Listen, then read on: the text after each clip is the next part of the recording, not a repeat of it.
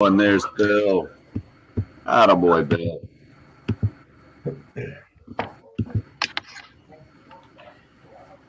There we go. All right. You good? Yeah, I was trying to get coffee made and had a cord issue here. We're good.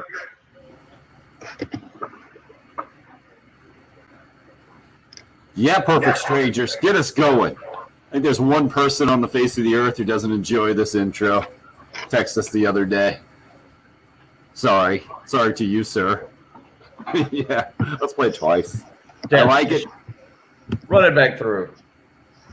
I mean, nothing's going to stop me now. That doesn't get you going on a Friday morning. NCAA basketball tournament weekend. Nothing's going to stop us now. We're here. That's it. Waited a year for this. Patrick, we got into it a little bit last night. We were Hoopert and Howard watching Wichita State and Drake a little bit, weren't we? Yeah, it was electric atmosphere at the old Village Idiot.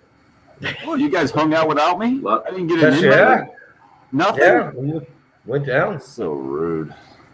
I was wanted to see our buddy Brian Glenn. Hadn't seen him in a while. Good for you guys. How about a 1-point game, a 1-point game, and an overtime game? 3 out of the first 4 games. That's the way you start a tournament, isn't it? Isn't that how you do it? What? So what'd you guys make? Let's hear about this fantastic celebration of basketball that I wasn't invited to. We had a good time. Yeah, we saw the Drake game. It's just incredibly rude to start a basketball game at 10 p.m. Michigan State and UCLA at 10 p.m.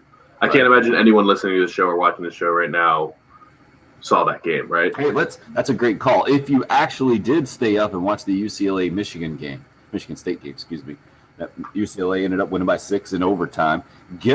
Feel free to be our correspondent. Would love to get your take on that thing.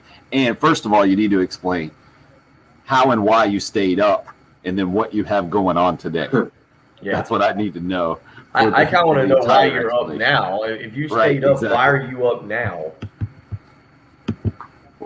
Anonymous Raj has a good point. He said, didn't we wait 2 years for this? We kind of did. So maybe you were just celebrating basketball like you guys were doing. As Bill gives a massive yawn. Yeah, I didn't make the end of UCLA Michigan State. I just now learned that it went to overtime. And I do have in my bracket, I had Michigan State winning, but technically in my bracket, I have the winner of that game advancing a little bit further. I think getting past BYU on Saturday, I think is what it is, yeah. So this is why I don't do the brackets until today. You got until noon today until you get going, right? True. That first 4 is not really part of that 64 bracket. Good morning on the live video stream, sponsored by Buford Lending, by the way. On Facebook Live, got a bunch of people already up and interacting. KT, Christy, Trey, Steven's being a wet blanket. Was there basketball yesterday? Good morning to you too, Steven. Good morning. It wasn't just basketball yesterday. It was the NCAA tournament and 3 fantastic games out of the 4, and the other one wasn't terrible. It was an 8-point game, that Texas Southern Mount St. Mary's game, where Texas Southern advances as a 16 seed. Appalachian State losing out in the other 16 seed game to Norfolk State by 1. It was your Drake. I don't even know what is the Drake mascot. Your Drake Seinfeld's Bulldog. Yeah, Drake, of course. When in doubt, go Bulldogs, right? They survived the buzzer beater by Wichita State. The Shockers have a chance there to win that thing at the buzzer. Is that how that thing went down? That is.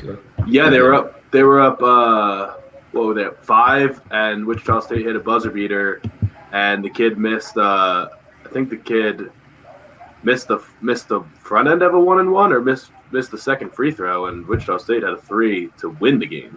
Had a good look too. Yeah, really good look. Les hits us up this morning. I think he's a little confused about what we were asking for. Les just says, I'm on the way to Georgia to play golf. Good morning, guys. That's why I'm up. Oh. I'm going to go play and then head home and watch this incredible basketball tournament. Excellent games last night. But Les, did you make it to the end of Michigan State UCLA? That's the question. That's what we're looking for. Through overtime. Yeah. And now back up early this morning on your way to Georgia to play golf and then back for the tournament. That would be a heck of a run.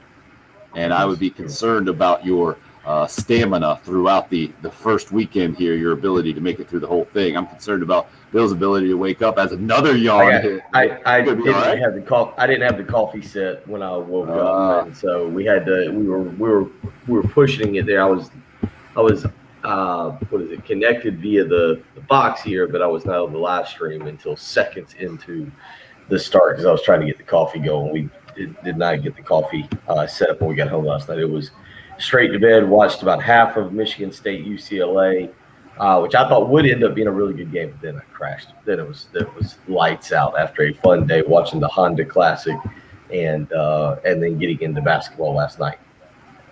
I'm watching the highlights of it right now. All I know is that something about Michigan State. I'm assuming they're going to take a bad shot here to end the game, end regulation, because everyone was complaining about them not driving to the basket, and also Izzo just freaked out on the player at halftime. I saw the video. It was just a little back and forth. The player kind of turned back and gave. There shouldn't be back and forth between players and coaches. It's always a big deal when that happens. Players should not be yelling at coaches. Patrick, you've been a player before. You understand the emotions run high in these. If I did that to a coach, I would not have played, though. But never quite got to the level of a high-level Division I basketball player, correct? No. Especially with an 11-point lead on UCLA going into halftime like Michigan State had. And especially that back and forth, it looks like the player's a solid, 6'7" to me, and Izzo's a solid, 5'10". I can imagine that would get a little old. Yeah, I don't like Izzo. I would not want to play for him, I don't think. He's tough for sure. And he's been in the headlines many times about the hard coaching and the whole thing, but clearly the results speak for themselves up at Michigan State. Chris hits us up on the Facebook live stream. I've got Kansas, Maryland, Arkansas, Illinois in my Final Four. That is a Final Four I can respect. That's a 10 seed. Is that what Maryland is? Is that right? Yep. Is it Maryland's a 10? Arkansas is a 3. Kansas is a 3, I believe. I have filled out the official bracket. Yeah, I filled out. Which is much different than the first bracket you filled out. It is. Yes. All right. Yes. So you're going with this one, or are you going to be that guy and say, no, my first bracket. This is the one. This is the one that got entered in a buddy of mine's contest. It was the first one I entered into a contest. So this is the official bracket. All right, give us the Final Four. If there's still 4 number 1 seeds, then you're going to be suspended from the show for a little bit. Gonzaga. Take a timeout. Gonzaga. That's number 1 seed. Baylor. 2 number 1 seeds. Kansas. Okay, number 3 seed. Arkansas.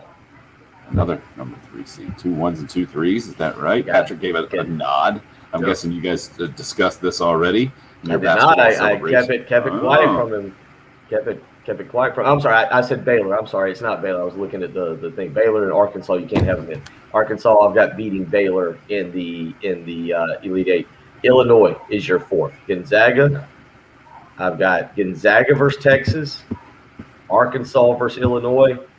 Gonzaga versus Illinois with Gonzaga winning the championship. Was it Texas or Kansas? Which one, man?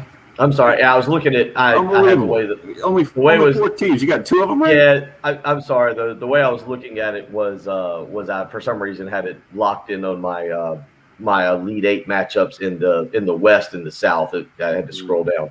No, I'm sorry. It's Gonzaga beating. So my Elite Eight is Gonzaga versus Kansas. Okay. Gonzaga winning. Baylor versus Arkansas winning. Then you go to the bottom half of the bracket. This is where it gets a little fun. I made a major change last night. Remember, I really liked Michigan. I was defending Michigan. My Elite Eight in the bottom half of the bracket, the Midwest and the East, Florida State versus Texas, and Illinois versus West Virginia. Mm-hmm. So Michigan's the only number 1 seed you do not have in the Elite Eight. Is that what I gathered there? Let's see here. First number 1 seed out. I do have Maryland making a run to the Sweet 16 and eliminating Alabama. I've got Michigan being eliminated in the Sweet 16 by Florida State.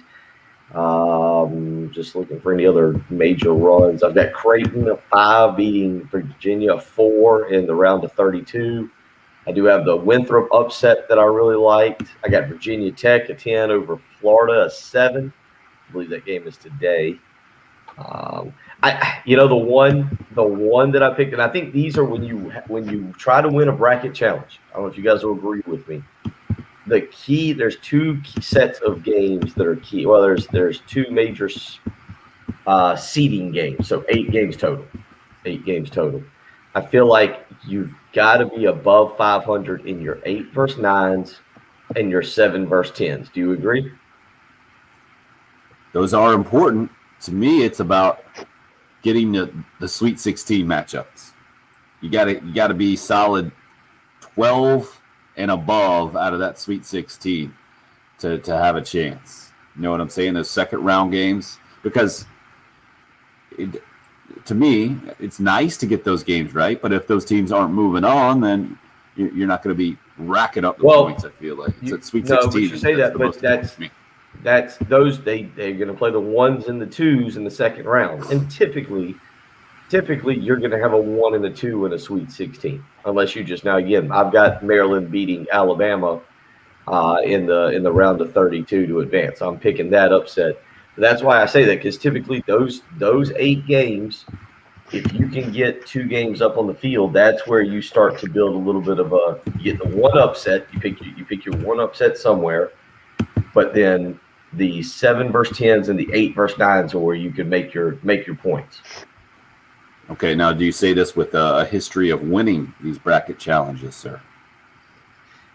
It's been a while since I've won a bracket challenge, but I've been near the top or in the money on a few within the last few years. Again, everything's strange because we haven't had a tournament. We didn't have a tournament last year, so I feel discombobulated on everything. Did it feel familiar to you guys yesterday watching this thing? Back with the tournament tipping off, Patrick, you're giving me yeah, I was. I didn't necessarily even think, body language.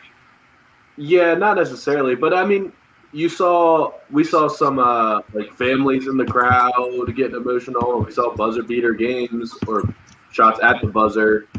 So yeah, I would say so. I mean, when you get a game that goes to overtime in the first 4, I think it's hard to not be bought in.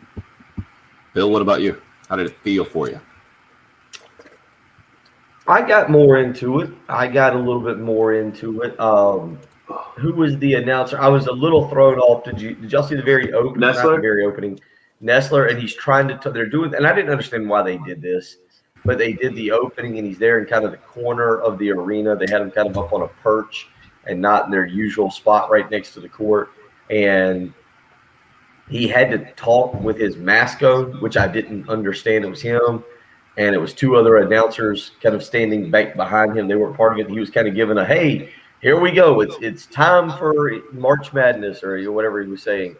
But his mask wouldn't stay up and it kept coming down. So as he's talking, he kept having to do the old lift it up over the nose. And finally he was just like, I think he was just like, man, I'm giving up on this. If the mask falls off while I'm talking, it just falls off. But it was strange, but listening to him talk about the numbers at each venue was pretty interesting. They'll have 17,000 fans at every available game at Lucas Oil Stadium because of the capacity numbers and how they're doing it. I think they had 500 at Bloomington last night. I think they had a little bit more than that at West Lafayette, or they'll have a little bit more than that at West Lafayette. So it was kind of interesting to hear him talk about that. But yeah, once it got going, it was kind of, I felt a little bit more regular. I felt a little bit more normal.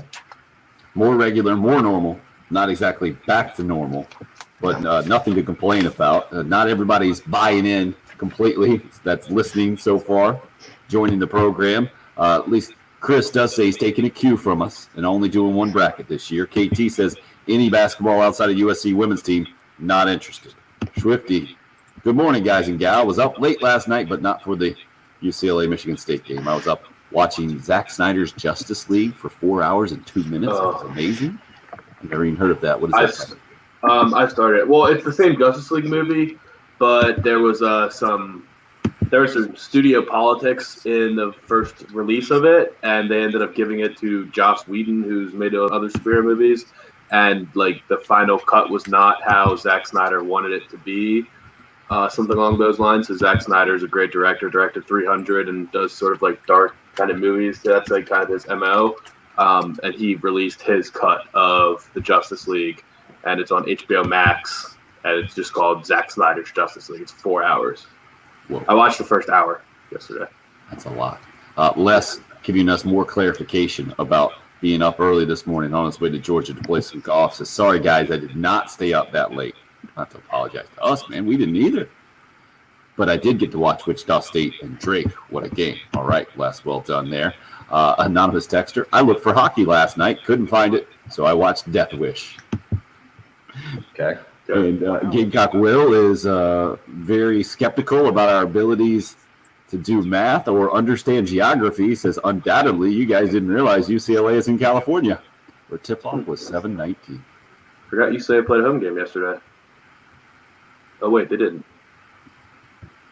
But you do realize that everybody in California did get to see that at a much more reasonable hour than we did. That's 4 p.m. At 4 p.m.? Why couldn't it be a 7 p.m. game and they got to watch it at 4? That's what they always do. They're used to that. No, let me, They don't all work. right. Would have you rather last night had all 4 games? Because we know they got 4 channels. What is it? True TV, CBS, TNT, and True TV, TBS, TNT, and CBS. Your 4 channels. Because I really don't mind if you did your annual hunting for True TV, like I always do this time of year. I don't even know how to watch it. I don't disagree that I would have liked it to start earlier, but I feel like part of the tradition of the NCAA basketball tournament is exactly what I did last night, and that's there's a late game that starts somewhere, and I fall asleep to it. And I'm not even ashamed that I didn't make it up and stay up late. It's just part of the tradition that I'm 38, that I've done for 30 plus years, where you wake up in the middle of the night, the TV's still going, and it's on some kind of I'm being sold knives from somewhere for 4 easy payments of $19.95, and I cut the TV off and I just go to sleep. But that was what I fell asleep to. And that's part of the NCAA tournament, because you're right. The way they're doing this with the venues, the way they've always could have done it, they could have just started all 4 games at 6 o'clock, right? And you could have just picked your channel and bounced around. But I have no problem with the scattered scheduling, with the way they do that, and I really don't have a problem with the 10 p.m. tip-off time for Michigan State, UCLA. I mean, let's be honest. None of us watched the game. I called half, but that's to me just part of the NCAA tournament. Just games all day long. By the way, I agree with everyone. I watched the replay, and I think Aaron Henry dribbled for 28 seconds, only to pull up from 16 or 17 feet with 6 seconds left on the clock for completely no reason. Absolutely no excuse for him not to drive to the hoop. I think that's what they're calling the Curry effect. Oh yeah. Yeah, they're calling it the Curry Steph effect. Everyone Curry. wants the cool-looking buzzer beater, step back. Nobody actually wants to go make the defense defend you. Your boy, how do you say his name for Illinois? Which one, Io or Kofi? Yeah, Io Desuyu. Io Desumu. He did that, and I about threw my drink at the TV on Sunday in the Illinois Ohio State championship game before they went to Ohio State, before they went to overtime where they were playing each other, and he did that. I despise that as a person who would yell at 8 to 10-year-olds for doing something like that. You go to the rim, you force the contact, you force the referee to call something. To me, it's not just the Steph Curry. He's getting all the blame there. I feel like we've seen it. What was the one in the NBA a while back? Was that Damian Lillard that did it? Lillard? Yeah, Lillard's been doing that a lot. Yeah. Remember, we talked to Frank Martin about it the next day. He's like, he made the shot. You can't say it was a bad shot. I was hoping if anybody would come down and condemn the strategy of that. But coaches do have to go with the results too, so I understand. But yeah, I'm with you, Bill. I think that's maybe showing our age or showing our old school mentality. No, it's just logical.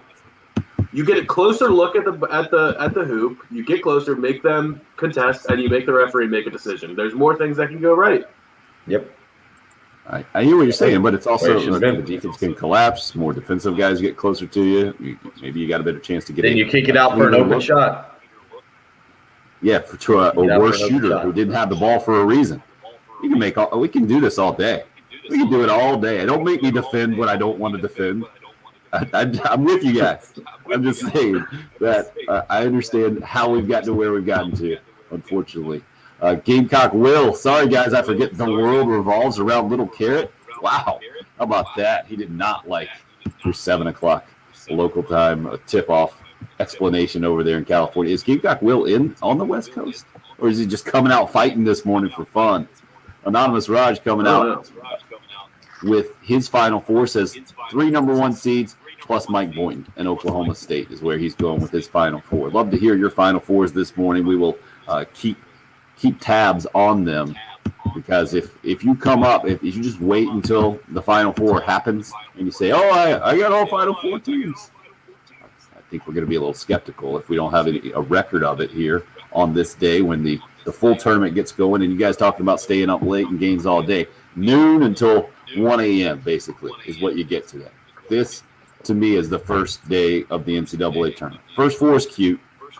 Good games last night, don't get me wrong. This is the day it gets going, when you got it all day long, when you have a great excuse to play hooky from work again. Now I feel like we'll have the NCAA tournament back for the first time in 2 years. Also got Gamecock baseball getting going in Vanderbilt. TJ hits us up on the Facebook Live, says good morning. Beat Vandy this weekend. Spurs up. Also have plenty of Shane Beamer thoughts to discuss as he met the media yesterday ahead of spring practice. Plenty of videos put out by Gamecock football yesterday with plenty of different nuggets to discuss or angles to discuss about where Gamecock football is going. They got today off ahead of getting spring practice going tomorrow, and that was a part of one video. That was the dramatic conclusion of one video, the way that Shane Beamer delivered that news to the team. So we've got a bunch to get to on a great day of sports, even if you don't like basketball that much, even if you're going to be like Steven and say, was there basketball yesterday? Or KT, who is all in on the USC women's basketball run in the NCAA tournament that won't start until Sunday. You got it. Today's just a great day to get March Madness going. And if you haven't filled out the bracket yet, like me, you still got about 5.5 hours until tip. We need to take a break right now. The show's not going to be 5.5 hours. We're here for 3, about 2.5 hours more. Please don't. We'll be back in a few minutes. Don't jinx us. Don't jinx us with that. That's exactly how things go haywire. The home of the Gamecocks and new head football coach Shane Beamer. I'm a process-driven person, and we're going to get started day one, advancing this program and making it better. 107.5 The Game. I know. Lot to get excited about this morning. Obviously, you got a basketball tournament that gets going. You do have some South Carolina baseball this weekend. The women play on Sunday, so tons of things to get excited about. Maybe even getting excited about saving money on your monthly mortgage payment. You can do that by contacting a mortgage guru. And good news for you, I've got one of those ready to go. Jacob Crowder, the mortgage guru with First Palmetto Bank. You can give him a phone call this morning, 803-719-1005. That's his cell phone. You can shoot him a text message. You can give him a phone call. That's how you can get in touch with him and start the process. See how much money Jacob and his team can save for you. Don't wait around any longer. See what's available, what options are out there for you and your family. If you're looking to buy, now is the time to do it. The housing market is hot. You've got a great opportunity, and you can get some exceptionally low interest rates. You just need to start the process first by contacting Jacob Crowder to see how much you can afford. 803-719-1005. You can also email him, the letter J, Crowder, CROWDER at firstpalmetto.com. That phone number again, 803-719-1005. Find out for yourself how Jacob's helping the community by saving money, either by refinancing or making that dream purchase now. 803-719-1005. He's the mortgage guru, Jacob Crowder, with First Palmetto Bank.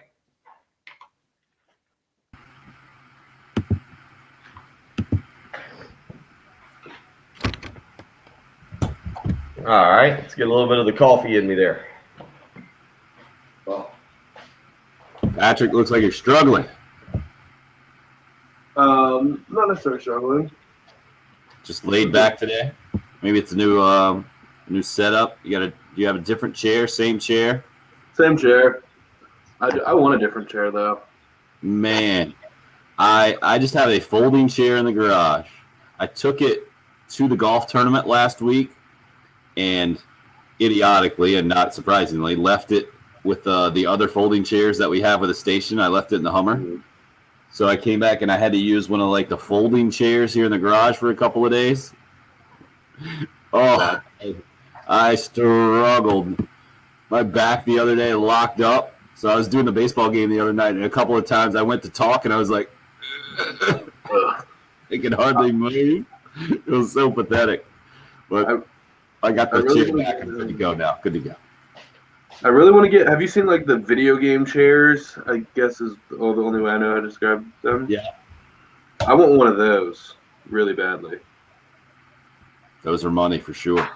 They look like this. Right. Yeah. They're like $1,000. Is that right? Well, they're you can get them for like $150 is about the cheapest you can get one, and then because I was in Staples the other day, or Office Depot, one of those two, and they had them in the back, and I sat down and I was like, oh, this is so comfortable. They keep you nice and straight too, because there's a little pillow on like your lower back and then a pillow on the head, and it just keeps you perfectly aligned. How about Craig's living the dream this weekend?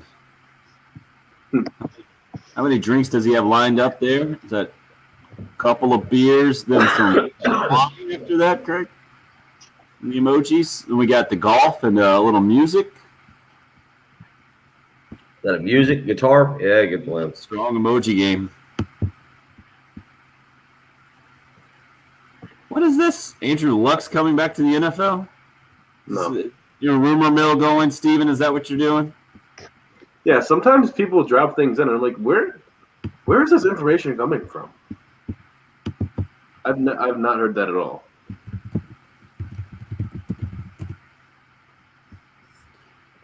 Let's see.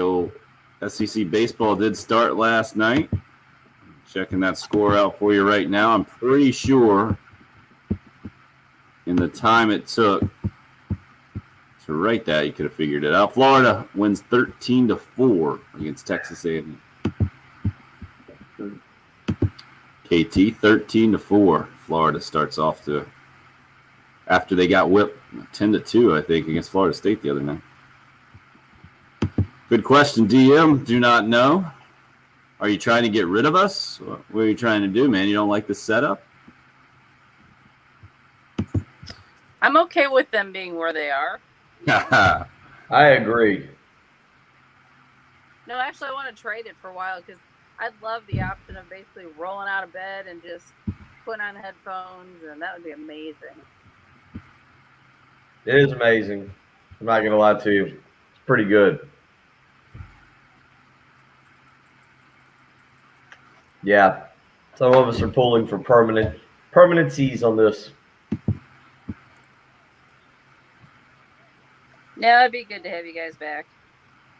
Let's see. I did take Wisconsin over North Carolina.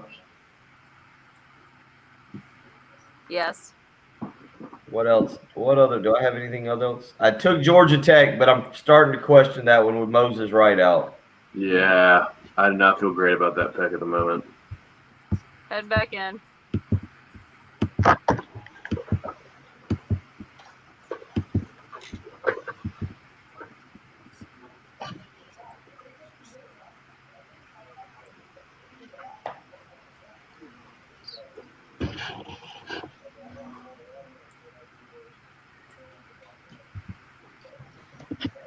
Guys are up. Tee it up at Williams-Brice Stadium, April 8th through April 11th. So just a few weeks away from Williams-Brice, giving you an opportunity for the Topgolf Live experience. Topgolf Live going all over the country to iconic stadiums, including Williams-Brice there, the 8th through the 11th. We've got a chance to give you a pair of tickets on the 10th. That Saturday, you can tee off at 6 o'clock. Just go over to our website, 1075thegame.com. And speaking of Williams-Brice, you guys see the latest video put out by Gamecock Football last night at Williams-Brice Stadium. Looked like it was the final winter workout, running some stairs, and then on the field. Patrick, did you see it? Bill, did you see it? I didn't see anything on the field. I saw the video of them running stairs and Beamer walking through. Yeah, that was a short one that I think they were just saying, talking about the energy of Shane Beamer. Bill, there was another one, a longer one, about a 3-minute video. Bill, did you happen to catch it? I must have missed. He's looking confused at I me. I must have missed that one. I had. I saw one, but it was just like a tug of war, but it didn't. Yeah, look anything. with the harnesses. Yeah, I saw that one. Was there another one that I missed, or? Yeah, this one was just the end of it was Shane Beamer talking to the entire team and saying he actually got the strength and conditioning coach there. He was asking him about when they would lift again, and he said, "You know what? Never mind. You guys got the day off tomorrow." And then they go crazy at the end of it because of the day off, and that was the surprise ending to this thing. Sorry if I'm spoiling it for you, but it was the earlier part to me that was a little bit more significant, because basically the theme of the video is Shane Beamer is preaching being the closest and most connected team out there. He's talking to his team about some games they'll have more talent than the opponent. Other games there might be an opponent that's more talented than them, but be the closest, most connected team, you have a chance to win every game. But it was the physical embodiment of that I thought was interesting, because he asked everybody there, they were lined up. What do you call that? I was going to say, is it width-wise? So basically from one goal line to the other goal line, kind of one by one. Does that make sense? It wasn't like a vertical line. I guess it was like a horizontal line, right? I think that's how you do it. And he said, everybody put your arms around each other and walk across the field.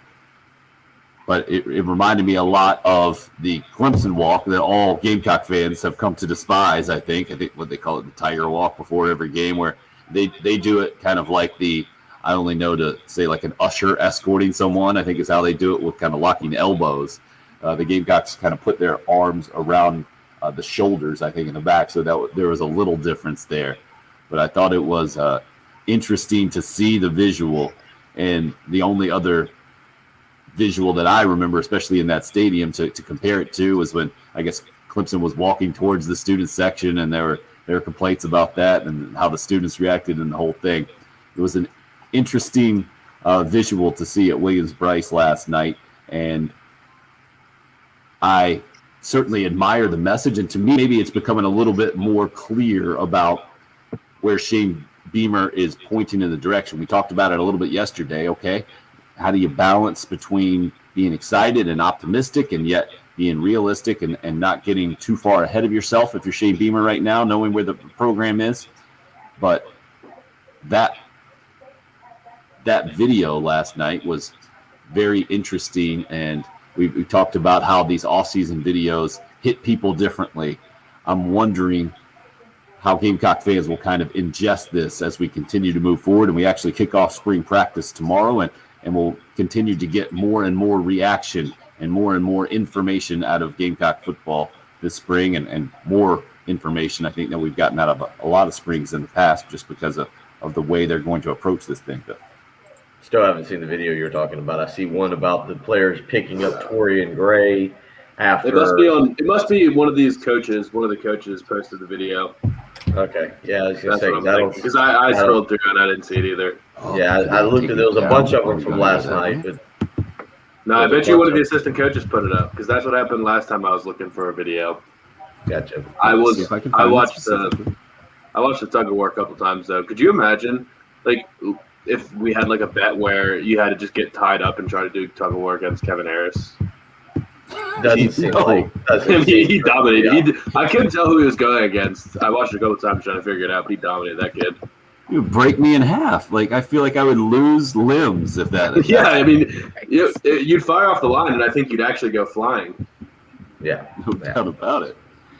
So I see what you guys are saying now, looking back just through the Gamecock football deal. This one I think I saw originally maybe retweeted by Justin King, the guy who's in charge of doing all that stuff, and they might have. Sometimes they put videos up and then they'll take them down. I'll double check again and see if I can get you that specific one. But It was a lengthy one, and it was Shane Beamer talking to the team kind of at length as well, kind of going up and down the field. And this was a good behind the scenes look, I feel like, of what actually goes on. And maybe there was something about that they didn't want to get out or have on there permanently. And be interesting. I'll see if I can find this thing. Another one they put out yesterday was that Debo Williams, I guess, walking inside Williams-Brice for the first time. A transfer from Delaware there, and just his reaction to being inside Williams-Brice Stadium. That's another one that kind of struck me, Bill, I think I went to my first Gamecock game at 3 years old, and I know you've grown up going to games your whole life too. It does it's a good reminder that Gamecock players certainly aren't necessarily as used to the Williams-Brice experience as a lot of us from the outside, and a lot of them did not even get the experience at all. Some of them, I guess, like Debo Williams, will be attending their first Gamecock game in a Gamecock uniform, which is kind of mind-boggling, even from a college football perspective, where you do get people unfamiliar with your programs, but very rarely do you get them not having attended a game, at least on a visit, just with the way that the COVID situation has been. Yeah. I mean, I'm just kind of going back through here. So you had, and I know maybe we'll play some audio and talk a little bit about it yesterday, but they'll start Saturday. Shane Beamer will not address the media again until after practice next Thursday. That'll be around noon. I'll be interested to hear that. I mean, again, you get the positive vibes. One thing that stood out to me yesterday with Shane Beamer talking, not a unwillingness, I guess you'd say, but it does seem like he's going out of his way to not praise one particular player. And I forget, I'll have to go back and look at the transcript, and maybe we have it where he didn't want to specifically name names about guys that had called his attention. He said there were some older guys that had him pretty fired up, some younger guys that had him pretty fired up. But it does seem like it's a unique way of doing it, as opposed to saying, we've really had, guys like Aaron Sterling, or, I'm trying to think of guys who've been around the program for 4 years who have stood out. And he said, maybe a Kevin Harris that he talks about really being leaders. But he's really, to me, if you guys notice this, am I reading too much into it? That he seems to really be going out of his way to make it a team thing and not single out any one guy for great work, but kind of make it about the team and about collectively the work that they put in. That hadn't struck me, Bill. I'm listening to Shane Beamer, but it does make sense as you go back and give your perspective on it, especially when you're talking about being the closest and most connected team out there. And that's something that Will Muschamp did do. I mean, he would go through nearly his whole roster, right, and mention almost every guy a lot of times. I think that was kind of his way of kind of spreading that attention around.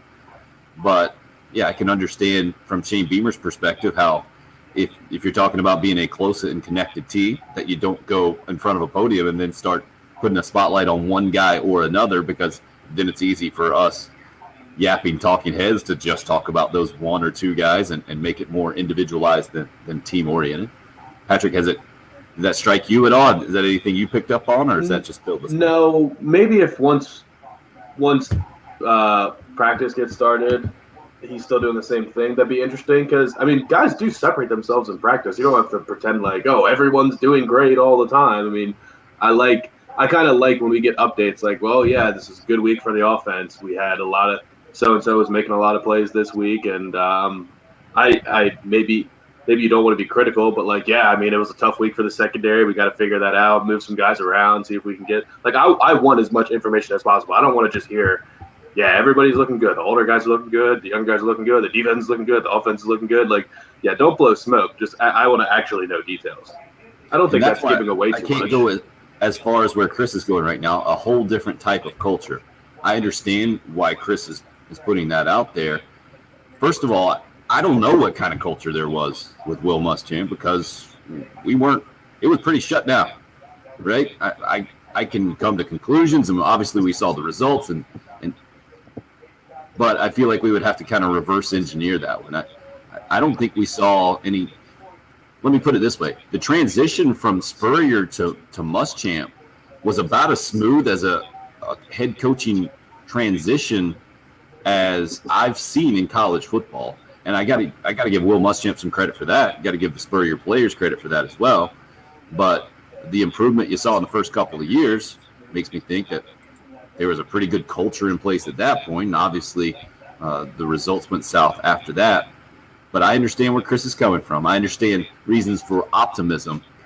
But I think we have to be careful to make sure that we don't over-exaggerate or maybe overemphasize that at this point. Because does Ohio State have a great culture? Is that why they win? You know what I mean? No, the only I don't think anybody ever praises their culture, especially after Urban Meyer was it. The only school that I ever think of as having a great culture is Alabama. Just because it's a machine, and it's those players fall in line, and it's just a different type of mentality there.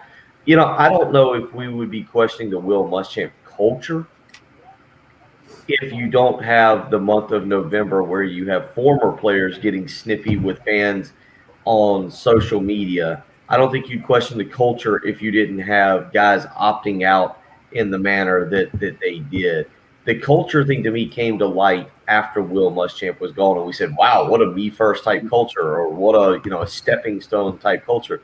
That came to light. I think if J.C. Horn continues to play, now again, Israel Mukuamu was hurt. Let's just say he holds himself out and is hurt.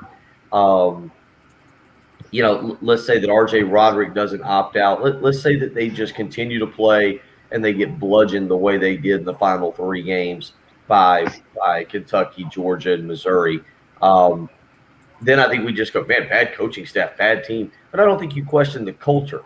I think it's the way the last month wrapped up. And I don't know if that's necessarily fair because we'll use Shi Smith as the example. The easiest thing in the world would have been for Shi Smith to opt out as well. He had proven all he needed to do, and he came back and played. Darius Hutcherson. Yeah. Remember what Darius Hutcherson had to say? He said, I wasn't raised that way. I was raised to finish the whole season and the whole thing. He was part of the culture as well.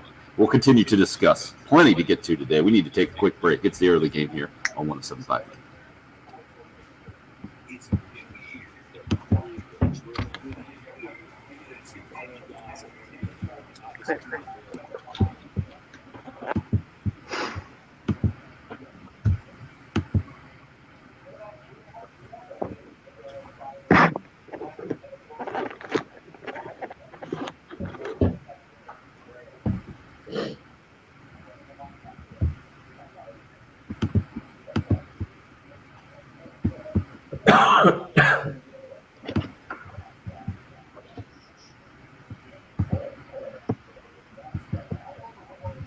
Yeah, that's really odd that that video has gone away. Somebody said it was on Gamecock Instagram. Did you see it on Instagram? Were you playing on your Instagram late last night? I'm not on Instagram. Snapchats?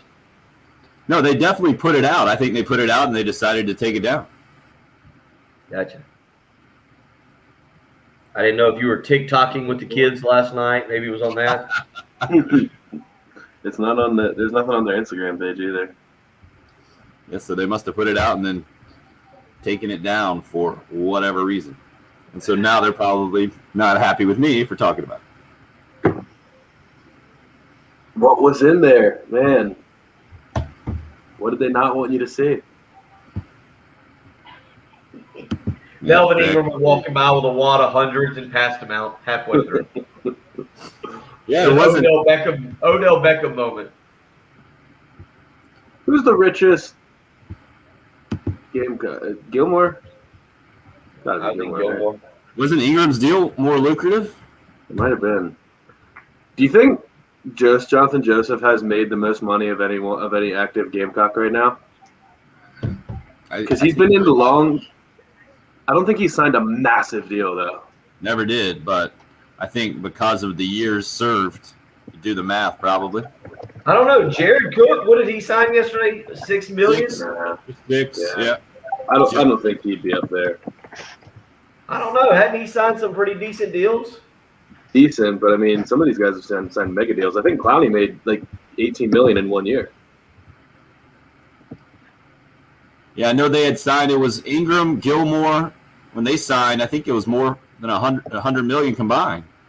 Maybe Alshon was in that group as well. Yeah, Alshon would make sense. All right.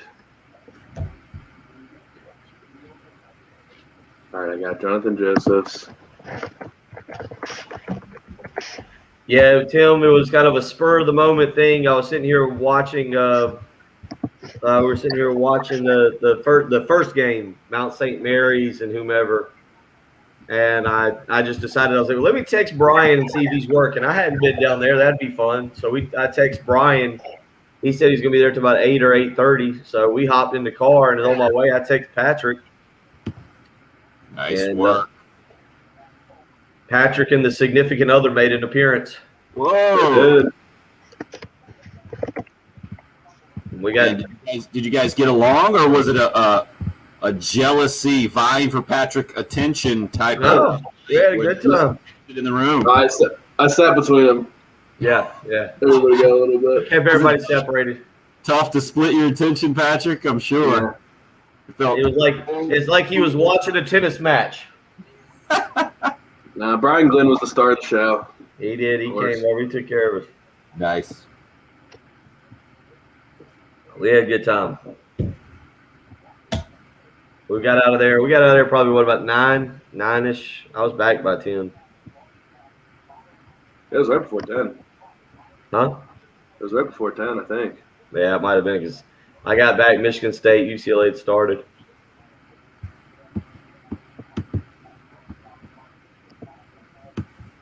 So is tomorrow? I guess the question is tomorrow a big snack day? Because Saturday basketball, like we're getting, it is technically different. The first round, obviously, you have 16 games as opposed to what's the breakdown? 8 games. You have 8 games typically on a Saturday, Sunday on the first weekend. Is that right? Am I right with that? 32 teams remaining, 16 games. 8 Saturday, 8 Sunday. So, but tomorrow we'll have 16 games. Today and tomorrow. Yep. Wall to wall. So, how does a first round Saturday match up, like with people not having to take work off? Because I'm thinking some buffalo chicken dip, a charcuterie board, maybe some spinach and artichoke dip, some hamburgers on the grill. It's an Irish day for me on Saturday. Yeah, I was shocked. Did you hear him say that? That I still don't think he's right on that. That this Saturday would have been the. I mean, I guess he would know, but last year, in my memories, I was doing St. Patrick's Day the weekend before. Yeah, I've always done it before. Yeah, I think it's just been whatever Saturday works out best. He said it would have been this Saturday, but Right. obviously nothing's going on. And I don't think the weather's supposed to be great, right? It's supposed to be mid 50s, unless I don't know. Who knows? Yeah, the weather here yesterday was windy. Yeah. Right. I know there were storms around, but again, this freak out mentality. It's like, come on.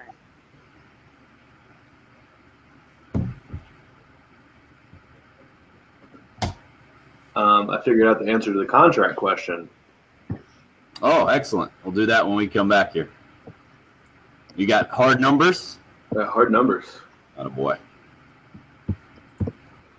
Alshon, Jadavion, Clowney, Stephon Gilmore, Melvin Ingram, Jonathan Joseph. Nobody else is in that conversation, are they? I don't think so. Oh, I heard y'all kind of reading this yesterday. I need to go back and find the quote from Pro Football Focus on what they think about Clowney. Because you're a Pro Football Focus guy, aren't you, Patrick? He is. Yeah, I like what they do. We'll be going into the end hour bed. Gotcha. I don't think they like Clowney very much because he doesn't rush the passer. I was shocked at how much they thought he would get. Oh, we got just a shocking segment coming up. Love it. A lot to fit into 1 minute. I can't find it. I got to go back and find it. Gonna have about Steve 45 Boyster seconds. Saturday. Yeah, drop.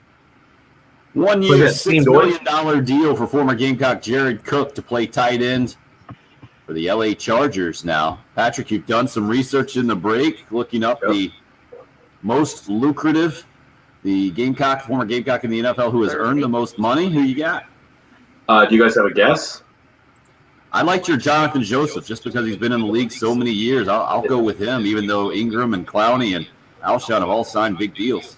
It is Jonathan Joseph. He's made $85 million since 2006, and then Stephon Gilmore's number 2 actually Melvin Ingram's number 2 at 81. Stephon Gilmore's made 79. What's the Jonathan Jadeveon Joseph. Clowney note from Pro Football Focus there, Bill?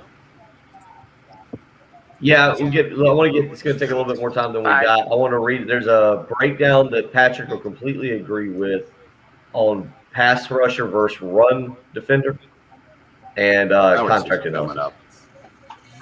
There.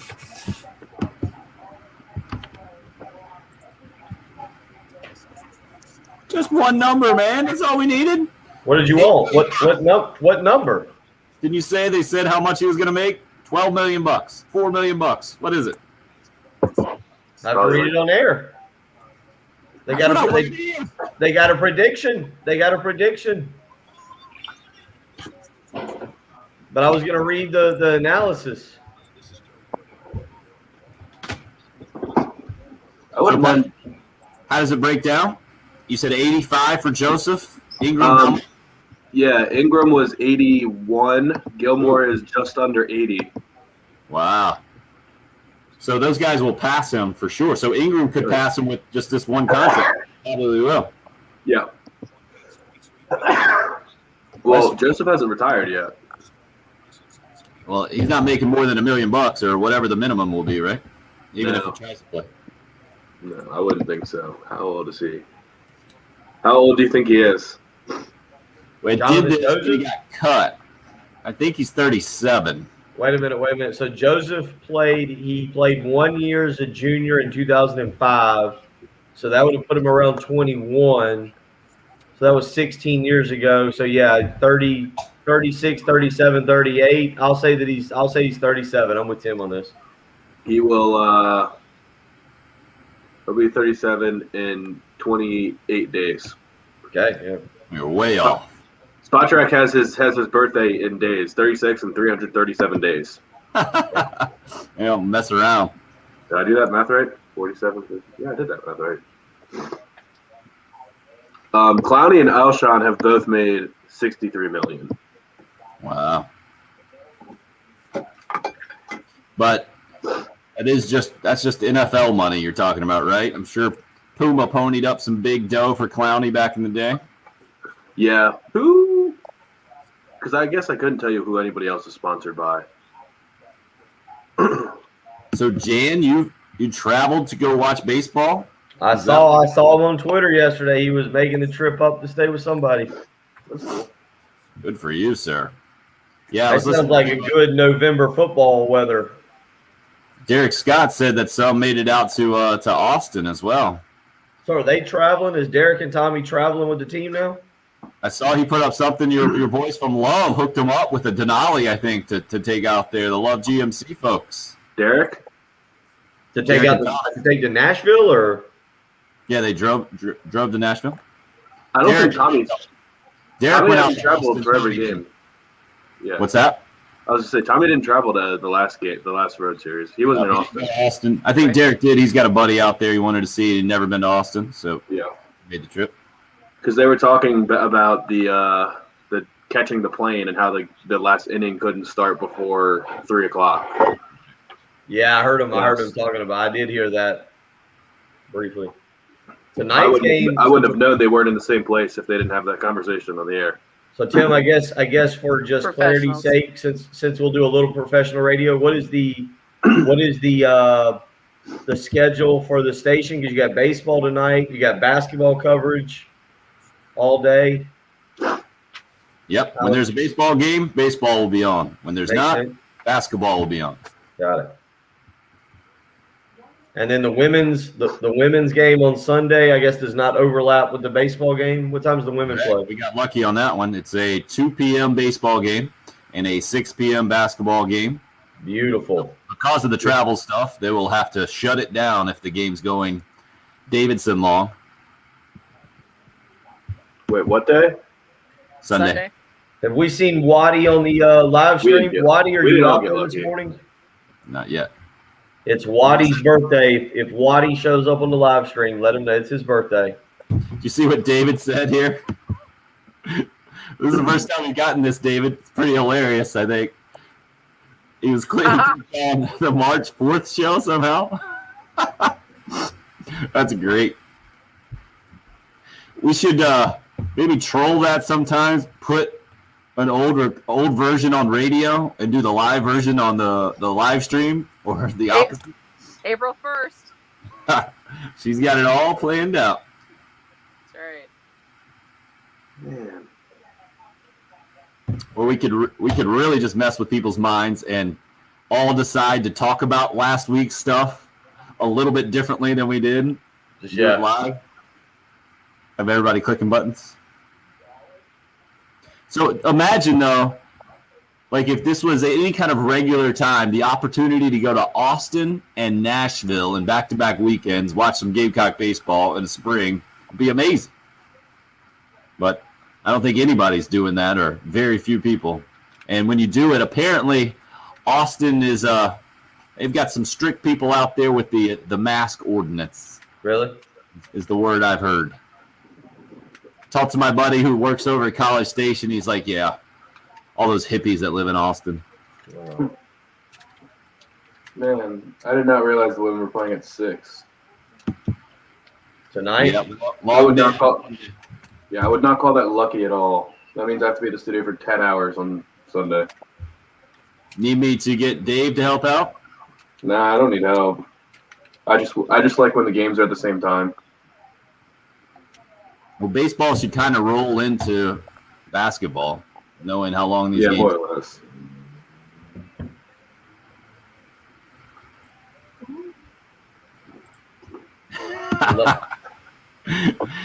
I guess that's the morning we were talking about Jackie Bradley Jr. to the Brewers. Jan, I agree. Jan, what time will y'all go start tailgating tomorrow out there? I'm guessing you can tailgate in that. I'm guessing it depends on the night. Yeah, it's true. I wonder if there's a Predators game tonight. Go catch some hockey. Yeah, that sounds all in on the hockey too, man. Hockey's fun, man. It's fun, but it's so regional. Have you ever been to a hockey match? I call them games. Yeah, been to a few hockey games. Regional is it like localized? Yeah, I mean it's like town by town. Like it's not even a regional thing, right? Like the Carolina Hurricanes don't even come down to South Carolina really.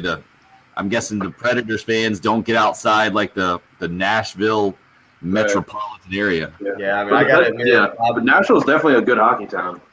Yep. Is it? Where Bridgestone Arena is located, that's a lot because it's right there in the middle of everything. Yeah. And the old Dallas Stars went to a few games back in the day, 20 years ago now, Bill. Yeah. Now, I'll tell you what, next year I'll take the bullet and I'll go to Tampa for us and be our live correspondent from the SEC basketball tournament. I'll go see my buddy Andy and hang out down there in Tampa. What a guy. The sacrifices you'll make. True pro. I'm telling you. You'll have a chance to maybe win a weekly pick'em in the NASCAR segment since I'll be focused on the SEC basketball tournament. Really? Okay. I'm glad y'all let me get Hamlin. I was worried I wasn't going to get Hamlin. I dreamed he's going to win. He's going to. Tell you what. Gotta support your boyfriend. Oh, hey, we're up. In between Bill and Jen going back and forth, trying to do a radio show here, people. That's what the live video stream's for. You get to catch that one. YouTube Live, Facebook Live, on the station handle, on Twitter as well, up and rolling there. Appreciate Buford Lending sponsored our video stream, and you're just joining us in hour number 2 on the radio, the audio portion of the program, and missed a lot of March Madness talk. The first 4 off to quite the start yesterday. Bill and Patrick taking it in a little bit in person, watching that Drake Wichita State game go down to the buzzer. one of 3 games that were absolutely fantastic. 3 out of the 4. 2 with a 1-point differential, with Appalachian State falling Norfolk State by 1, Drake pulling it out over Wichita State by 1, and then the late game last night, UCLA and Michigan State going to overtime, and it's UCLA with a 6-point win there, moving on, getting into the field of 64. The only other game was the battle of 16 seeds in Texas Southern, an 8-point winner against Mount St. Mary's. So So how you are got you? Full day of basketball today, noon to 1 a.m. basically. How will you guys? What is your most enjoyable way of watching the NCAA basketball tournament? And we'll use the first 2 days. Obviously, it's just going to be Friday, Saturday, because I feel like people do this differently than they do a college football Saturday. And maybe I'm wrong. I'm not a bar guy on a college football Saturday. I might go get a quick bite to eat and catch a few games. But on a college football Saturday, I really like being at my house. I like, and this year really emphasized that, or I really learned how much I enjoy being at Patrick. We've talked about your setup, where in the past you've had 3 TVs set up for multiple games. I know you like to cook and everything. I'm kind of the same way. This year we had the TVs outside by the lake, but in the past, or even when I was in college, we would do the same thing. You'd have multiple TVs dragged in the living room. You'd have back then the cords run through, like, just the extension cords where people got a little too inebriated throughout the afternoon. That is a tough one. I bet when you're inebriated, you can say that word perfectly. It flows. Just guessing. I think we might need to do a breathalyzer test right now. But we had a good time last night. We had a blast last night. We were it really was enjoyable to get. I hadn't been downtown in forever. Hadn't seen Brian Glenn in forever. It was fun cutting up with him and seeing him. Patrick and I hit up Village Idiot and took in the sights and the sounds. We did run off some USC athletes that didn't make a trip. Apparently, as soon as media walked in, they just all scattered. We laughed about that, but no. Did you guys wear badges? Yeah, obvious. Media. We just go in and flash it. Media here. But I think it's an FBI badge.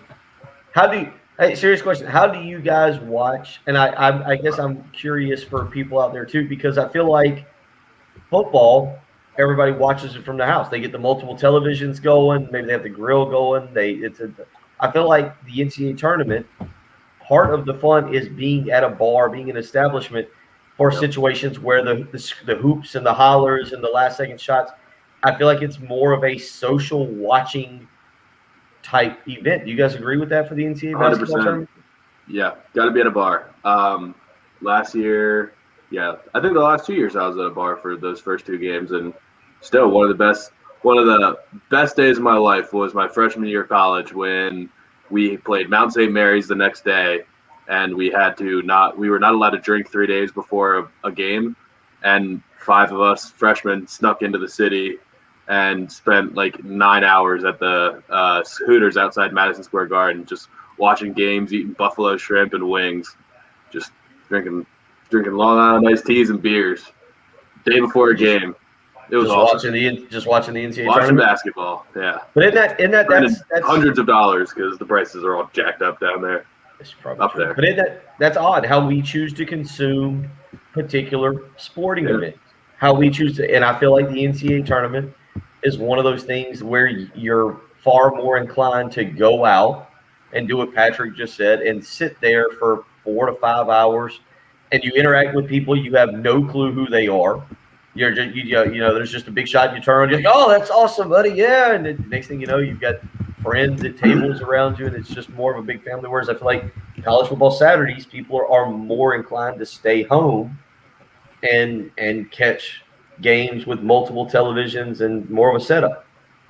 People are invested in these games, though. I guess it's because everyone makes a bracket, and because even people that don't care, they'll make a bracket and they'll have something riding on it. A lot of people will put their brackets into a pool, and I think there's a lot of times money or at least pride riding on these games versus college football or NFL football or whatever. You're there to see your team, and you don't necessarily care what happens in the other games. I think people are generally invested into almost every game that goes on at some level. In my head, I almost did the classic memory thing and combined a couple. So as you were talking about this, Bill, it reminded me of the most distinct memory I have being out and watching an NCAA tournament game. 2006 at an establishment in 5 Points. I didn't know it was 2006, so I just looked it up. But the Adam Morrison crying game, everybody remembers that, right? I remember how that thing ended, and I was unsure. I was like, was that UCLA? Yeah, I think it was. So I had to confirm. It was UCLA beating Gonzaga in that game. And at the end, you just have the classic cutaway close-up of Adam Morrison crying, and the whole place was going nuts. And I was like, wait a second. Was that Tyus Edney? Like, oh, no, that was 11 years before that. I had to look it up. That was in 1995. So I tried to combine those in my head, but completely different ones. But it was the reaction of, I don't know how many people were in the place, 50 or 60, but everybody basically reacting the same way to the same thing. And you're like, oh. And then checking it out, for whatever reason, that's stuck in my head 15 years. I feel like I can put myself right back there instantly, just having experienced that with a bunch of people. And that is part of this fun, but it's also, I have another memory. I think it's the year 2001, 20 years ago, just going over to my buddy's place and getting the food going and camping out and just planning on it. I think it was that Thursday, the very first day of the NCAA tournament, because of everything that March Madness is, and just taking in all the games. Don't remember a single specific game. I just remember that we had it planned to watch basketball for hours and eat some food, and it was like a basketball holiday that day. So I'm with you guys. Being out and about, especially in these first few days of the NCAA tournament, is much – it's easier to do, I think, or maybe I feel like I'm missing less when I'm out and about here than I would for college football, like you're talking about, because I feel like I really got to be dialed in and be able to hear and be able to have control on the college football Saturday. Let me just throw something at you guys real quick. A little change of subject, but I'm on my Facebook page for a second, and I'm scrolling through, and it tells you the memories from a year ago. And I just want to do this to tell you how far we're talking about the NCAA tournament this weekend. Obviously, how excited we are for that. Last night, Patrick and I hanging out at Village Idiot watching the first round. We've got South Carolina baseball this weekend, which is going to be a lot of fun. A top 20 showdown in Nashville. You got the Honda Classic this weekend, which is going to be a lot of fun. I posted this at 7:12 right now. Take yourself back a year ago, March 19th, 2020. I put this on Facebook at 7:09 a.m. and I've got some pictures. I'm just going to read you what I wrote a year ago today and think about how much things have changed. No sports, no problem. We have Thursday game day watching memorable South Carolina games. Sports needs to come back quickly. We could be limited here in studio. This morning, we're watching South Carolina travel down to Tampa for the 2001 Outback Bowl. Here's where and I've got pictures of Mike Gottfried, Ron Franklin, and then South Carolina getting ready to play Lou Holtz. And it looks like Patrick, I was actually took a picture of this. Yeah, I've got the cases. You and I were in studio. At least you and I are in studio. Looks like I'll see a picture of Tim, but we're watching South Carolina, and we're running it off of your computer. Ohio State, we're running it off of your computer. You ought to see. I don't know if you can see where's my camera there? I don't know. Can you see the way we've got it set? We've got, it looks like papers and a case that we use to carry, and then your computer set up. Guys, it's fun. We sit here this morning and we're excited. We got March Madness. I was just looking, coming up here in about 5 hours. Virginia Tech and Florida will get going at 12:15. Nice to see where we're at a year later than where we were on March 19th. Just last year you're talking about. Yes, no doubt about it. And Craig hits us up. You're asking how people are taking in the NCAA tournament. He says, outside on the porch, watching, getting covered in pollen. And to be back to a place where we can complain about pollen and be taken seriously about that is a long way to go. Now, not everyone is back there, and I get it. We're not 100% back there, but we are so much closer this year than we were at this time last year, no doubt.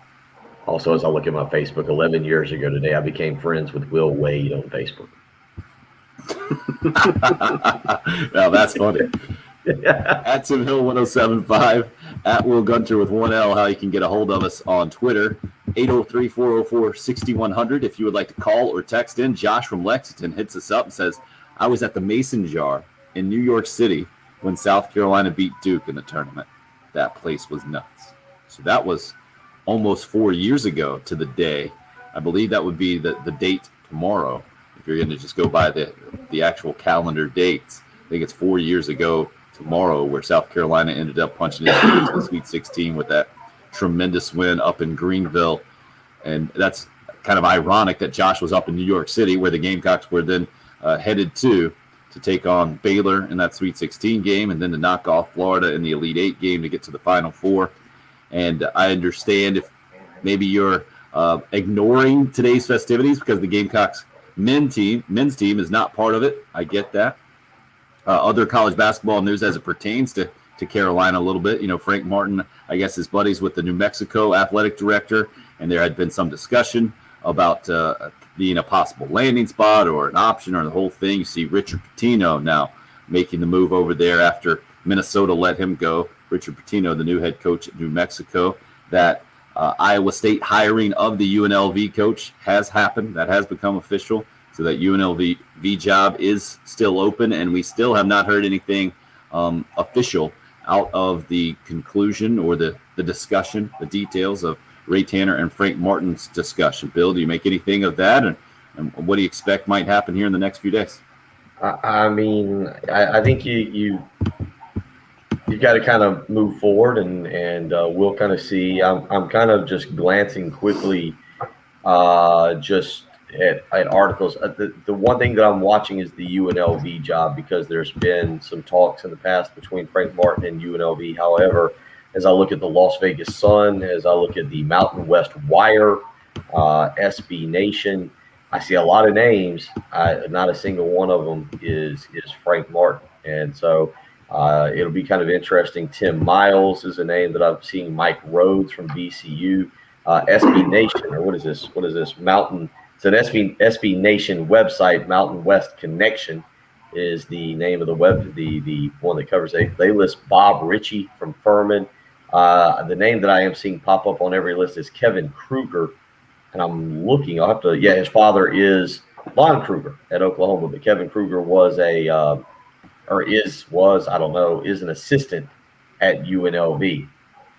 So wasn't Lon the head coach there too, or am I making that up? I think you're right. The most recent success UNLV was when Kevin's father Lon was head coach, and UNLV made the NCAA tournament 4 of his last 5 seasons, including the Sweet 16 when Kevin was on the team. So we'll see. I think that's something you're keeping an eye on. I'll kind of look this morning and just see if there's any news on the DePaul basketball search and maybe where that's at. Obviously, you still have Indiana that's out there.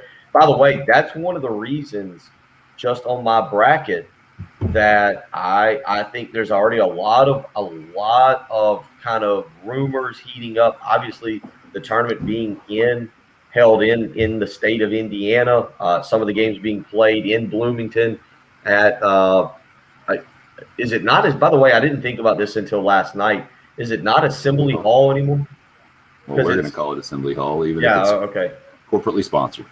Would it take it was somebody's name. It was like Scott Schmidt. Yeah, they renamed it. Something, but Jim's our I would say that correspondent. Yeah, right. I'm in Skjot, SKJODT. Yeah, that popped up last night on the broadcast, and I went, "Oh, it's not Assembly Hall," but there's a lot of Indiana people pushing for Indiana brass to do whatever it takes to not let Scott Drew back to Texas, to just basically kidnap him, keep him over in Bloomington. He's originally from Kansas City, Missouri, but of course has the strong ties to Valparaiso from his father, Homer Drew, and I believe was an assistant coach. So yeah, was an assistant from 93 to 2002, and then was a 2-year head coach at Valpo. So a lot of people hoping that they won't let him back out of the state and go home with Baylor. And I think that when you're in a bubble, I think that's something that gets kind of interesting is how that affects Baylor if they continue, especially in that state. Go ahead. Not just Baylor. I've heard the same thing about Chris Beard, and Texas Tech and Baylor could play in the Elite Eight, in which case they need to just lock the gym and just let them fight it out. And someone's not going back to Texas.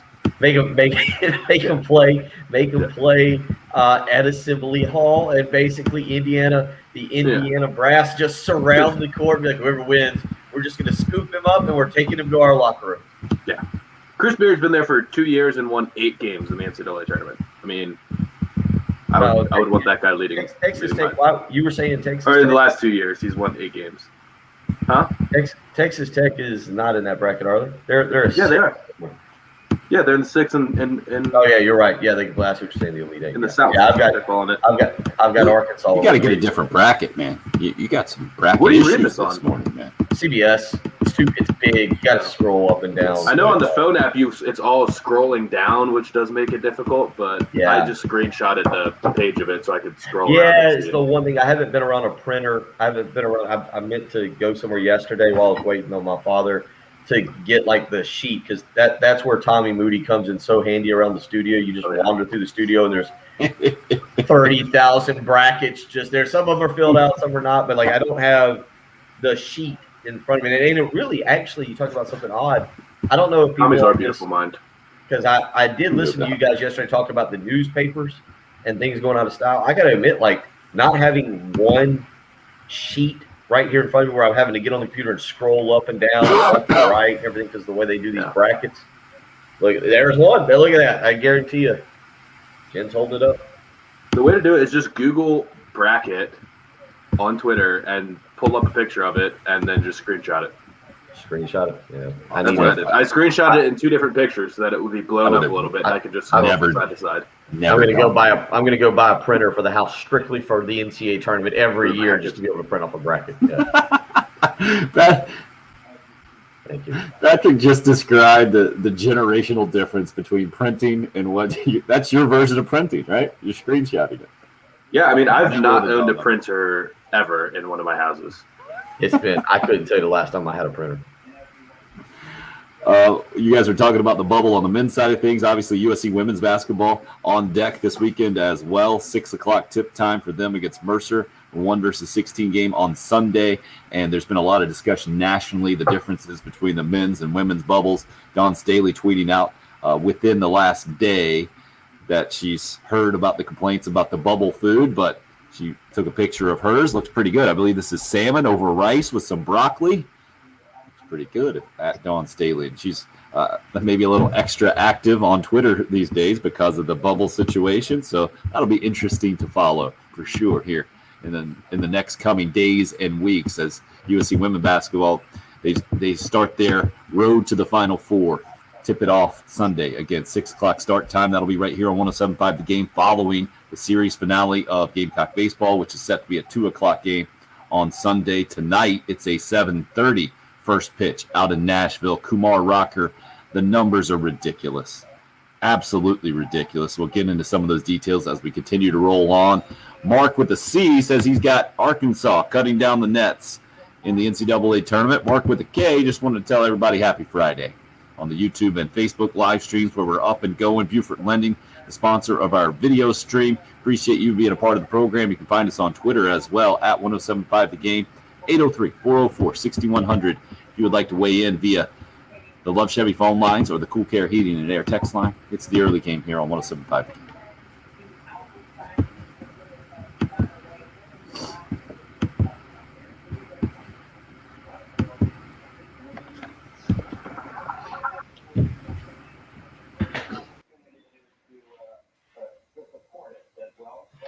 Oh, it's going to be tonight, this weekend. Sleep is going to be at a premium. You're going to need a great night of sleep. There really are a lot of sports taking place. You might not be into the basketball tournament. Maybe you're going to watch South Carolina baseball. But either way, you need a great night of sleep, not just for staying up and watching sports, but for your health as well. Sleep is vital to being healthy, to waking up rested, refreshed, ready to go. And with a Sleep Number bed, that's exactly what you get. Extremely comfortable. You can adjust either side of the mattress for the firmness that you want. I put my Sleep Number setting on 60 each and every night and wake up rested, refreshed, ready to go. I get a great night of sleep. You can do the same. Right now I'm introducing, or they, not me, it's they. They're introducing the new Sleep Number 360 smart bed designed to make life-changing differences to your health and wellness. Don't miss the weekend special. Listen to this deal. You can save $1,000 on the most popular smart beds and adjustable base, plus special financing. Subject to credit approval, minimum monthly payments required. See sleepnumber.com for details. This does end Monday, though. So you want to get out this morning, maybe tomorrow morning before all the fun starts, all the action starts. Go buy a Sleep Number store. There's 2 to choose from. One in Irmo and Harbison Boulevard across from Buffalo Wild Wings. The other in Columbia, 2 Notch Road across from Sand Hills Mall. You can always visit them on the web, sleepnumber.com. Go by the store and check out the weekend special. Save $1,000 on the most popular smart bed and adjustable base. Again, you can get special financing as well. Why would you not want to check out a Sleep Number bed? I've woke up with a Sleep Number bed now for the last 4 years, and it's fantastic. I'm telling you, it's one of the best decisions I ever made in life. You won't regret it either. Make the switch to Sleep Number today and find out what a great night of sleep is truly like.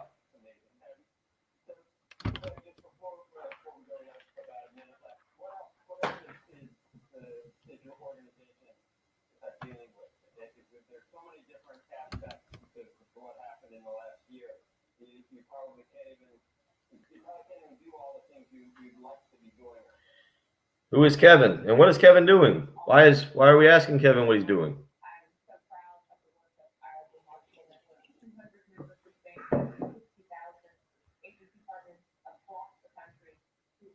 Where'd everybody go? Why is it just me? Oh, yay. Now everybody's back. Just giving you center stage, man. Giving you and Sleep Number center stage. That's all. Oh, there we go.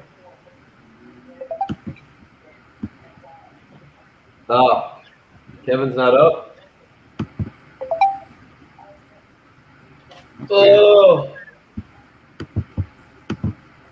it's a beautiful morning out there. I think it's supposed to be chilly, though, this weekend. Mid-50s. Who was it, Craig? Craig, you said you were going to maybe do some oysters. That's not a bad idea tomorrow. A little oyster roast.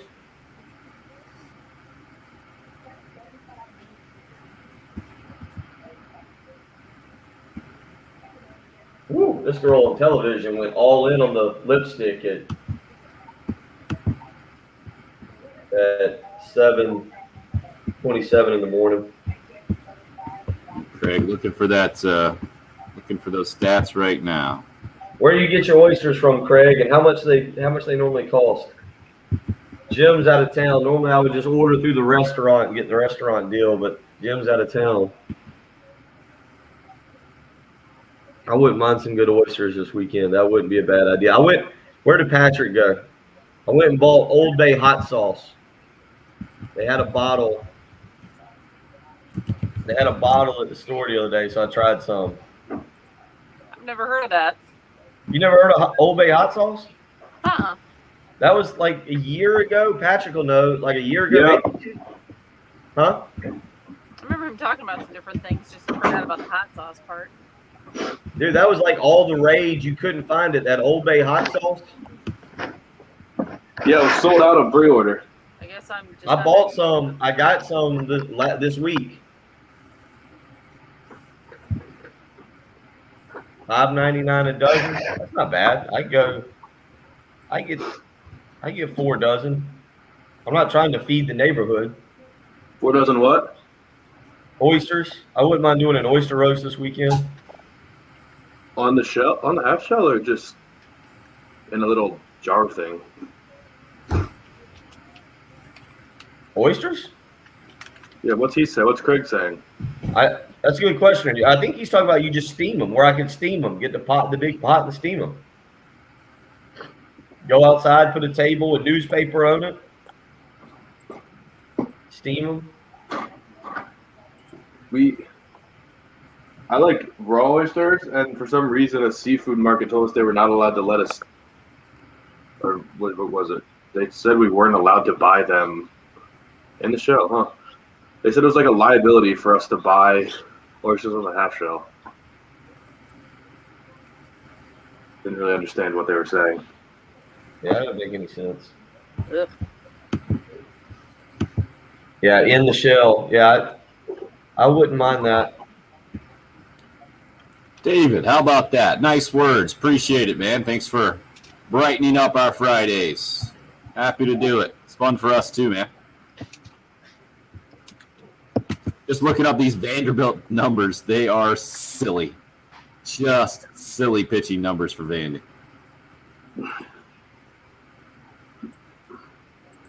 But that's where it's almost, I don't know, I guess you can look at it all kind of ways, but I kind of look at it as nothing to lose. Carolina hitters the next 2 nights. You do anything, and you've done something that nobody can do. You can get some runs off Rocker and Leiter.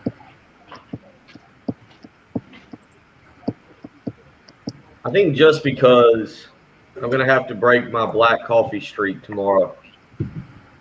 Get in the morning and sit there and have the coffee with a little bit of creamer in it. Just a little curveball to the system. Make sure you put your review on social media. Nah, Like it. I think you're going to find it not nearly the experience that it used to be, sir. really? Mhm. You think it's gonna be too sweet? I think it's just going to be a shock to the Different. system. It's been how many weeks now? 3 or so? Oh no, it's almost 2 months. That sounds about right. My grasp of time, it's about half usually. What was that, 2 years ago? Oh, 10? Oh, okay. Tyus Edney in 2006. Yeah, that's yeah. Got it. Yeah, it was I good. did scroll through my Twitter when you mentioned a year ago for yours. A year ago tomorrow, I beat you 59-17 in Madden. Oh, In the studio, yeah. Yeah, I remember those back-to-back days. So I was think it that the was- next week then? I thought it was a year ago this week that we went. So was it the next week that we went? Yeah. They kicked you out of there. I think that was the last time you could stay in. We're about to head back in. You're going to want to break at about 42. At the latest, right? 42 at the latest. You guys got that? Probably. Yeah. Got it. Thanks for keeping us in line, Jen. Who's got the 40? Anybody got a 41? Bill Got one? does. I don't have one. He has really cool.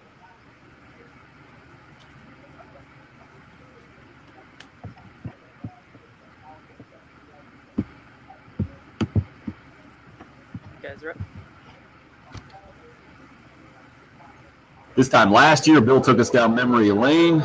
Everything shut down, and we had no idea how long it would be kind of quiet on the sports front. This year, much different feel with the NCAA tournament tipping off today and going all day long. Wanted to give you the heads up. You can tee it up at Williams-Brice Stadium soon as well if you'd like to continue the feel of optimism and some events coming to town and the whole thing. It's April 8th through April 11th, Top Golf Live at Williams-Brice. They're going to iconic stadiums around the country, and you got a chance to win a pair of tickets on 1075thegame.com to tee it up for free on us, 6 o'clock Saturday, April 10th. Again, just go to 1075thegame.com, another sign that we're headed in the right direction here for sure as we continue to roll on in the program, and a lot to talk about. Craig brought up in the live stream on Facebook Live about the Vanderbilt pitching numbers. I wanted to put this out there. And Patrick, I also wanted you to give the numbers that you came up with when you did the research about former Gamecocks in the NFL and who's made the most money and the whole thing. Jared Cook, the latest to get a deal, a 1-year deal for $6 million to play for the Chargers this season. But these numbers for Vandy are very notable. And SEC baseball officially starting last night. Texas A&M and Florida sticking it to the Aggies 13-4 in that series opener. The other SEC series to get going this weekend, Tennessee, Georgia. Tennessee's ranked 13th in the country right now. That one in Athens. Missouri's at Kentucky. Missouri, I think they're the only team that's struggling the most so far in the SEC by far. They're 7-10 going into that Kentucky series. Kentucky, very similar record to the Gamecocks at 11-3. Mississippi State, number 3 in the country, at number 19 LSU. Both those teams with just 3 losses on the year. Alabama at number 1 Arkansas. Auburn at number 4 Ole Miss. And then the Gamecocks at 13-2 Vanderbilt. Carolina going in on that 4-game losing streak after the 11-0 start. And on paper, it looks nearly impossible Kumar Rocker, the son of Tracy Rocker, former Gamecock football assistant. He really kind of got thrust into stardom, or earned himself the spotlight as the freshman, helping Vandy win the national championship a couple of years ago. This year, as a junior, he has now pitched 23 innings, has 34 strikeouts, he's given up 0 runs. So it's perfect 4-0 in his 4 appearances, and it's really impressive. Kumar Rocker likely to be the number 1 overall pick. But the really impressive part for the Vandy pitching staff, which has been good for a long, long time now, Sonny Gray, you can go down the list, right? Kyle Wright, now with Braves. But Jack Leiter is the Saturday starter for Vandy, and you can make an argument. He's been more impressive. Now, he has given up 1 run this year, but he's given up 1 fewer hits than Kumar Rocker. Rocker giving up 8 hits on the season in 23 innings. Leiter's given up 7 in 20 innings. They're all singles, is the impressive part with Jack Leiter. Only giving up singles in 4 appearances, 20 innings. Kumar Rocker's kind of odd. 5 out of his 8 hits he's given up have been doubles, so at least guys have driven the ball off of him. But Craig mentioned it, and he's looked it up, and I can confirm 1, 2, 3, 4, 5, 6 guys on the Vandy pitching staff right now with 0.00 ERAs. Now, other than Kumar Rocker, the guy who's thrown the most innings out of that group is just 7 1/3. But still, wildly impressive numbers for Vandy coming into this thing. It's going to be a huge challenge for Gamecock baseball. You can look at it a bunch of different ways. To me, I kind of look at it as you got nothing to lose in a lot of ways. If you get swept by Vandy, obviously no one wants to lose 7 games in a row, get off to an 0-3 start in SEC play. But Vandy's going to sweep teams. They're really, really good. It's not something you can't overcome in a 30-game SEC season. You get at least 1 game, you're kind of right on pace, I think. You win the series at Vandy this weekend, and that kind of erases this 4-game losing streak in a lot of ways, in my mind, for Gamecock baseball, and you have a lot of positive momentum then coming back home and hosting Florida and trying to get rolling in the SEC. Bill, how do you see where Gamecock baseball kind of goes into tonight against Vandy? Backs to the wall, and against a program that right now is rolling and has a good pitching staff, and South Carolina is searching for confidence. But their back is to the wall. Patrick said it yesterday. I think, no good comes of being swept. You don't need to go into the series thinking, boy, if we could just win 1 or 2, we can just take 1 or 2, that's a victory. No, you need to go in with the idea that you're going to win the series. However you arrive at a record after next weekend. I said 5-4 going into the Texas series. I said that if South Carolina was 5-4, you'd have to consider it a success after Texas, Vanderbilt, and Florida, given what we know who they are. You can't come out of those 9 games at 2-7 or 3-6. You just simply can't. You've got to win some of these games. And, from what we saw of South Carolina getting off to the start, they should be able to go in and be competitive. And you need your frontline pitching to stand up. You need your bats to come through when you've got guys on in scoring position. And so the backs are against the wall this weekend. And quite frankly, on Friday night, you need to go out and really win this game to put yourself in a position to win the series. South Carolina wins this series, it just calms everybody down. You lose 2 of 3, you're very concerned about next weekend. You get swept, then the people that are going to show up on the text line and everything on Monday morning. But to me, it's a huge series, and Vanderbilt's a good baseball team. That's what makes it a huge series. That's what makes it it's a really good baseball team. You just read the numbers. Doesn't matter. This is South Carolina baseball. Go and compete with the best. You're supposed to be one of the best. Patrick, looks like you wanted to weigh in there. Cool. I'm curious, what is the message to the team when you're going in a game that statistically the numbers say you can't score on this guy? Like when you're going against the Kumar Rocker and the offensive output has been disappointing for the last week, and you need the bats to wake up in a big way, but you're going against a guy that has not given up a run and is, from what I saw yesterday, probably be the number 1 pick in the MLB draft and just absolutely ridiculous. Like, what do you even say? You just take what's given to you. I mean, he's not going to give you anything to hit. You can't press either because you'll just look silly. How do you even prepare for that? Like, what is Stuart Lake saying to the guys today? This is the best pitcher in the country. You came to South Carolina because you're some of the best hitters in the country. Wes Clark has been the best hitter in the country for most of the season. Who's going to win? You got the chance to show him you're better. And you don't look at it as a series, and certainly they're not talking about Florida and the whole thing. They're just trying to figure out how to, they got the team motto of 1-0 today and the whole thing. And that's, I think, with Bill, I understand what you're saying from the outside perspective looking in for sure, but the team can't look at it that way. And they do have to focus on the specific scouting report about Kumar Rocker. If you're going to get to him, okay, what about those 5 doubles that have been hit off of him? What kind of pitches have those been? And you can guarantee that's where the scouting report is going to be focusing on, right? All right, this guy, he's not unhittable.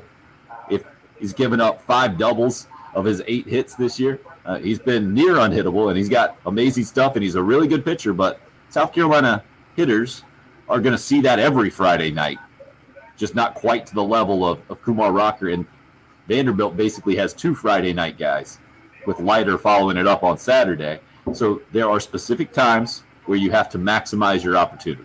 The opportunities will be very few and far between. And that's what I think you have to focus on when you're talking about the approach at the plate for Carolina baseball this weekend. That's what they haven't been able to do in the last 4 games, right? Cash in on the opportunities. But I would assume there was a little bit of a lack of focus in that Davidson matchup in between Texas and Vanderbilt, and knowing what was going to happen. And you can guarantee there's no lack of focus when these guys get the chance to go against the best. And that's what they get the next couple of days. Real quickly, like 2 things. The Davidson game, 9-4 is the final. They had the bad inning where they gave up 5 runs, and things just got away from them in that particular inning. There's your difference in the game. 1 really bad inning, 5 runs. Otherwise, and in on one instance, what was it, Tim? Remind me, you were doing the play-by-play. What is it? Heinrich, the third baseman, has a routine play and just hydroplanes, just kind of slips going to make what I think would have been a pretty routine play and created an out over at third base. Do you remember the play I'm talking about? Slip, kind of rolling the ball. It was a relatively tough play, but it was 1 error. 1 error shouldn't beat you against a Davidson team that got. Well, all I'm saying is it open the floodgates and Davidson put up 5 there in the third. I think number 2, where this team's at now, you guys debated this yesterday, and I don't necessarily agree with the mindset of, well, if I told you they'd be 11-4 going into SEC play, you'd sign up for it. Well, yeah, you'd sign up for it, but part of it is also how you arrive at 11-4. If you stretch those losses out over 15 games, that's one thing. When you lose 4 straight, it becomes cause for concern because you can see what happens when that momentum gets going in the complete wrong direction. If you are playing better, if you'd have won 2 of 3 last week, but say lost once to Clemson, lost once to Texas, say lost that Mercer game that was a 1-0 game, lost another one somewhere, then you go, okay, I see consistency with this team. Right now you're seeing it go the other way. Day comes in on the harsh side of things. If you're lacking focus after getting swept, then that is even worse than just losing. Then I don't think you understand baseball, coming back from a brutal road trip, right? And knowing you're about to hop on another road trip against some of the best in the country. You had the game scheduled for Tuesday night. It got rained out and pushed back to Wednesday. All right. If you want to say that, okay. There are plenty of Gamecock fans right now predicting doom and gloom for the baseball program. I think that's awfully premature, especially after the what we saw in the 11-game start there. And I think just not knowing the talent level for this team, I do believe it is much improved from what we've seen in the last couple of years. This weekend will show us a lot. Next weekend will show us a lot. That 9-game stretch that you're talking about, Bill, I think now from the Gamecock baseball perspective, you throw out the Texas series, right? That thing's gone. Doesn't matter. ultimately in the SEC standings. Doesn't matter a bit, and might turn out to be the best thing that can happen to them. Always go back to that 2010 season where you lose 2 out of 3 to Clemson. You get absolutely dominated in that last game, and giving up 19 runs or something crazy, and then clearly went on to have a heck of a year and go on to win the national championship. Bill says his buddy Jan, our buddy Jan, that went up to Nashville to watch the Gamecocks play, so he went up there for a sweep. He doesn't mean a Vandy sweep. So the expectations are certainly high, no doubt about that. We need to take a break. That's our expectation around here. When we come back, Patrick will get back into those numbers of the former Gamecocks in the NFL and career earnings. It's the early game here on 107.5.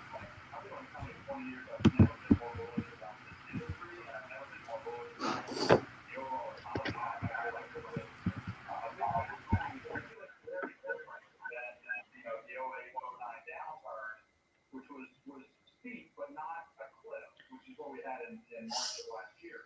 So when we fall off a cliff, then almost the inverse of that is that we're going to climb back up at a piece of rate.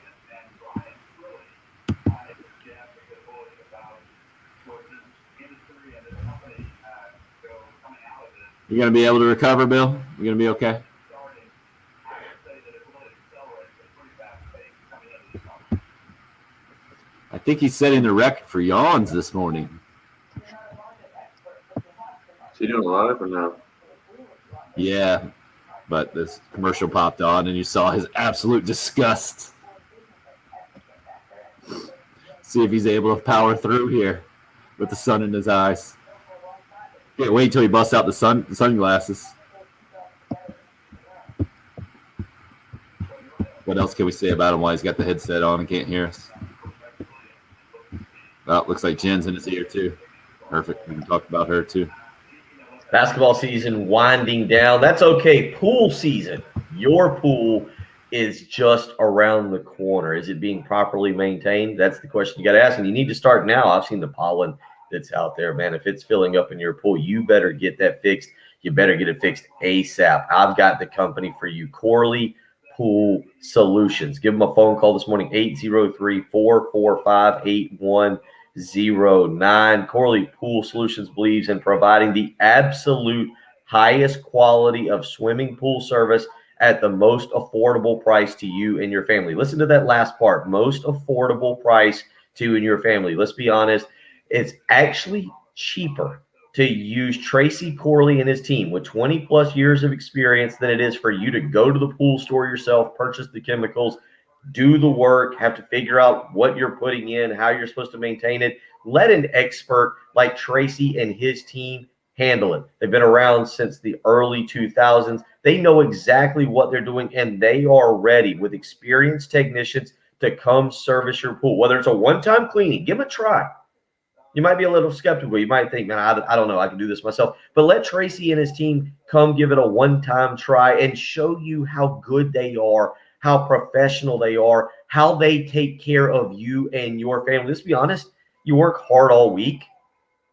On the weekend, you want you and your family to be able to jump in the pool and use it. You don't want to have to get up in the morning, go to the pool store. The kids are hopping around. They're ready to jump in the pool, but it's not ready because it's not maintained. Use an expert. Use a professional. Use a guy who's ready to take care of you and your family. That's Tracy Corley and Corley Pool Solutions. They can do it for a flat monthly rate. It's a year-round process. You need to keep up with your pool. There's a lot of things that go into your pool that you're probably unaware of. Every time I talk to Tracy, it's amazing how much work actually goes into maintaining a pool. You need to allow the experts to do it. 803-445-8109. Again, flat monthly rate. It's cheaper than what you'll spend going to the pool store. It's easier than the time you've got to invest yourself. You've worked hard all week. Let's be honest. You've probably dealt with coworkers. I know, trust me, I deal with mine. You've probably dealt with other employees or other things in life. You want to be able to use your pool. That's why you have it. Let the experts maintain your pool. The testing of chemicals, vacuum and netting, skimmer cleaning, filter backwashing, whatever it takes, Tracy Corley and his team are ready to help you at a moment's notice. Give them a phone call today. Get them started this weekend. 803-445-8109. Again, 803-445-8109. That's Corley Pool Solutions.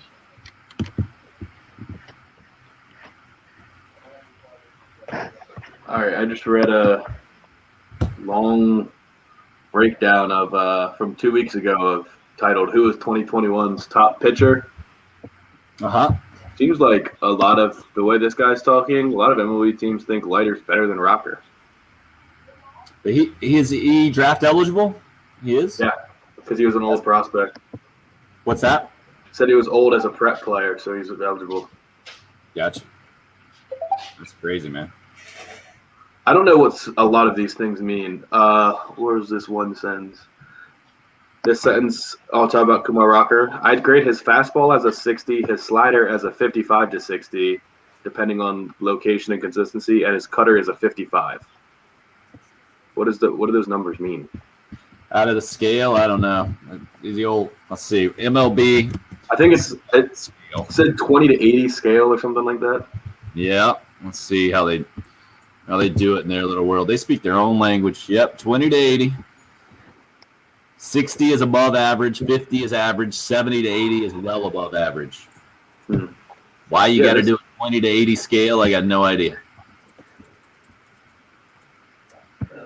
This guy seemed highly critical of Rocker. Well, that's how you get clicks, right? Yeah. Well, I don't know. I mean, he was speaking very technically. This guy, I Googled who the guy was. He worked for 4 MLB teams, so apparently he has some. This was also 2 weeks ago, so a lot of the things were talking about how he wasn't as great at the beginning of 2020 as he was in 2019. So, Right. and Cole Wilcox, the kid from Georgia, you know that name? Do not. He's at the Rays organization. They're talking about how Oh, yeah, there is. Rocker was never going to go pro out of high school, right? Well, that was a family thing. I don't I know. thought I saw that his mom made him, but it's talking about some game Probably where financially they could handle it. I mean, Yeah. and Vanderbilt can do a little bit more with scholarships in terms of baseball than most schools can. So I can see a scenario where, it's worth it. they're talking about the playoff game against Cole Wilcox's prep team. Rocker got started on short rest and only got up to 93. And Ridiculous. and Wilcox hit 99 that day, so teams were wary of giving him a $4 million signing bonus. So that's why he didn't get the offer because of one high school game. Baseball scouts are an interesting group for sure.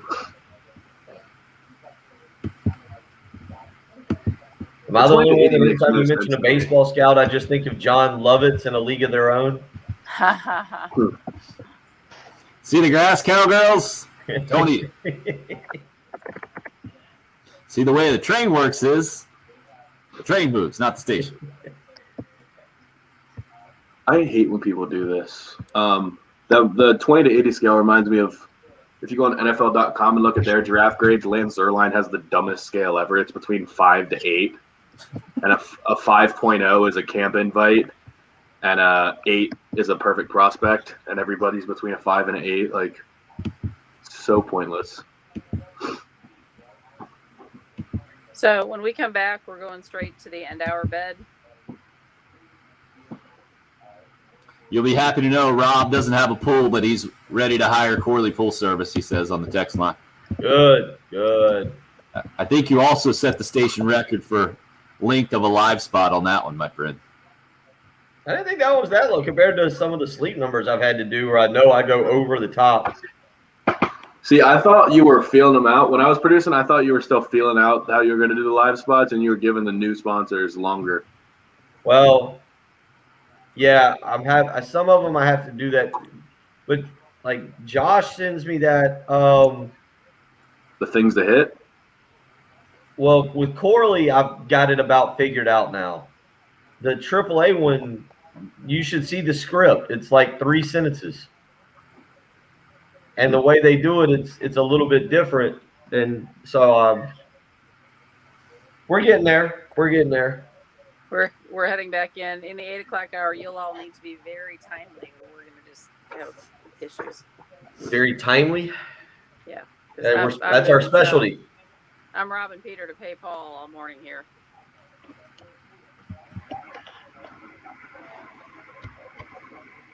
All right, you're up. Patrick, I feel like you tricked us earlier. You said Jonathan Joseph has made the most money as a former Gamecock in the NFL. Technically true, but not for too long, correct? Yeah, correct. He will definitely get passed by Melvin Ingram as long as he gets a $4 million deal, and he'll also get passed by Stephon Gilmore just if he plays out his contract, whether it's for the Patriots or if they trade him, which does seem possible. Pro Football Focus prediction: 1 year, $13 million fully guaranteed at signing for Jadeveon Clowney. Considered Pro Football Focus considers the number 11 free agent 15. on the market. Why half, Patrick? Not that many teams have money. If he wants a multi-year deal, he's not getting double-digit millions. Did you see what the NFL did yesterday? We'll talk about it in hour 3 here on the early. Fair. What did you say? Did I see how what did? What the NFL did. That Oh, deal is- yeah, we do need to talk about that. doesn't have anything to do with this year's salary cap, but No. I don't remember that conversation about getting Gamecock Larry a season ticket, David. Speaking of Gamecock Larry, I spoke with him just a little bit ago and was trying to connect him with somebody at Gamecock Central. He's doing okay. Said he thinks he took a little too much medication on Wednesday, but other than that, he's okay. So he was going to see. He asked me who was in my Final Four. I told him, and he asked who I had winning it out, and I said Illinois, and I said it's partially a family thing, and he said, tell the guys Frank Martin in South Carolina winning it all. He said because they're just giving Frank such a hard time. So Good to that's the sign he's doing just fine. Exactly. Now I need to hear more about this Gamecock Central. What is Gamecock Larry trying to get his own blog going? What's he doing there? I think he's just wanting to subscribe. So To Gamecock Central? So he Fantastic. can start posting? Oh, that's why don't Gamecock Larry on the message boards. That's what we need. Honestly, I bet you we could ask Wes and he would just give him an account. Yeah. I connected him with Wes. Right? I sent Wes. Give him his own message board. Yeah. That would be amazing. Does he know how to log into that? I guess he can log. No, he can't log into Facebook. He found us on the live stream. He can do anything. I'm Yep. firmly convinced. His daughter will help him. Yeah, sure. Get on it, Tanya. I don't think he's interested in season tickets anymore. Right? We need to get him. We need to get him the integrated media guys to come over. Yeah, that's what he really needs. Oh, Interested wow. TV. That's a serious hookup. We need to get him a 4K.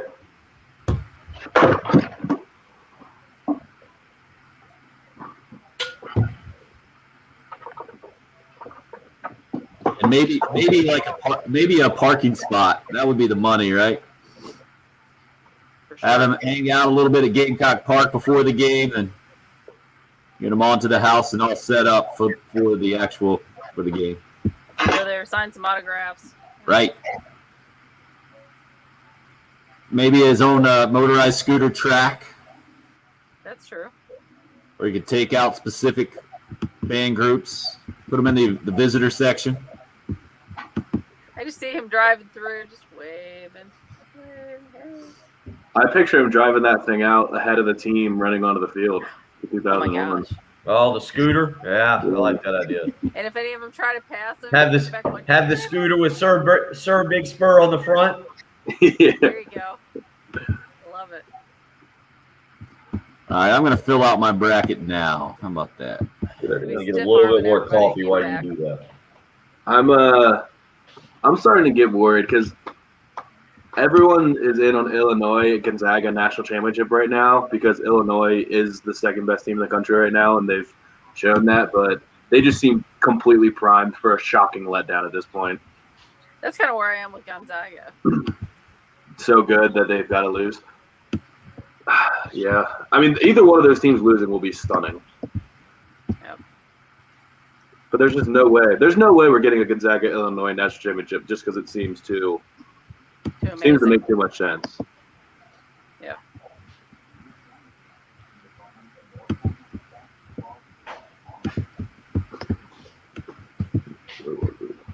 Like I said, my sister graduated from Illinois. My nephew did. I have several friends who did. Spent a lot of time partying on weekends there. So yeah, just kind of feel like you need to.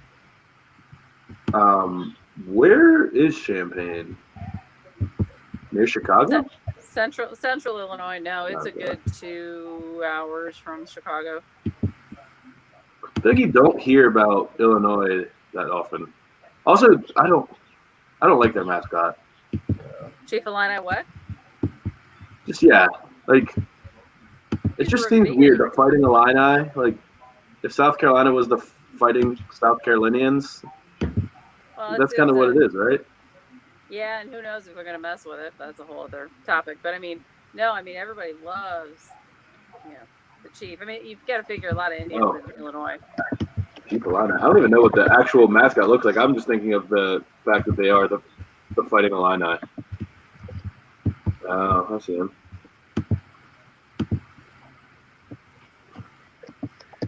I don't know what they're allowed for it to be now.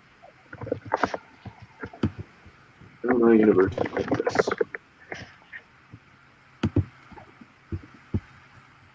Yeah, nice looking place.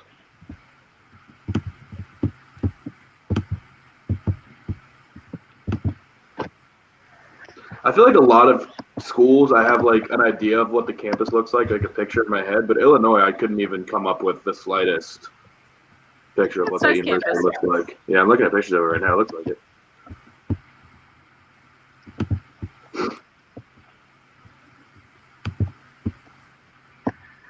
I went there for, I'm a lot younger than my oldest sister, and she was a tri-adult there. So I went there for Little Sisters Weekend. I was maybe like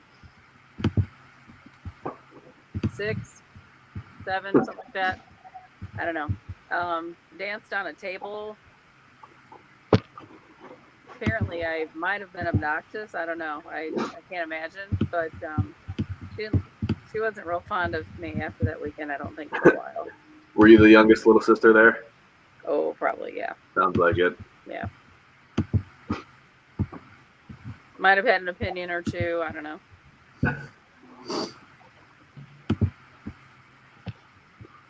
I don't think she appreciated what she had in me.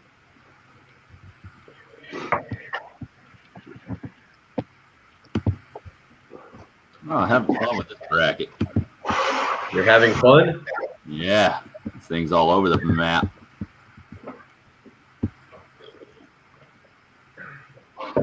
Is it? Well, here's the question. Like Rhetoric said, like Georgetown's a good story this year. Was Georgetown a good story this year, or were they a good story in the Big East tournament? Yeah, they were a good story in the Big East tournament. They're not a good team. They're not going to be. That's the thing. People are all in on Georgetown. They're like, oh, Georgetown, they've got to be your 12-5 upset. I'm like, no, they're not a good team. Creighton is just horrible. And when they beat Villanova, they went 23 for 23 from the free throw line. Like, they were just ridiculous that day. Patrick Ewing all year, because I listen to DC Radio every day, people were calling for his job. For sure. Like, he is on the hot seat.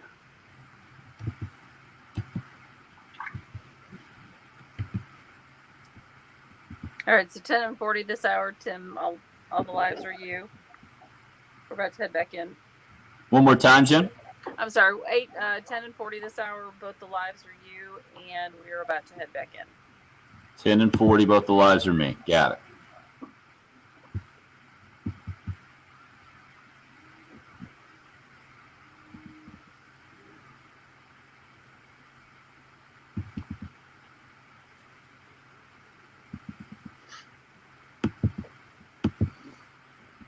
All right, I got Gonzaga winning the thing against Oklahoma State.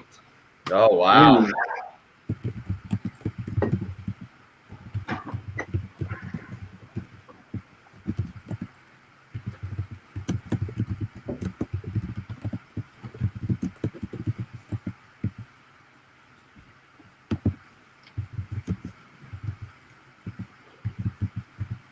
Oklahoma State. So you're going with Cade Cunningham, huh?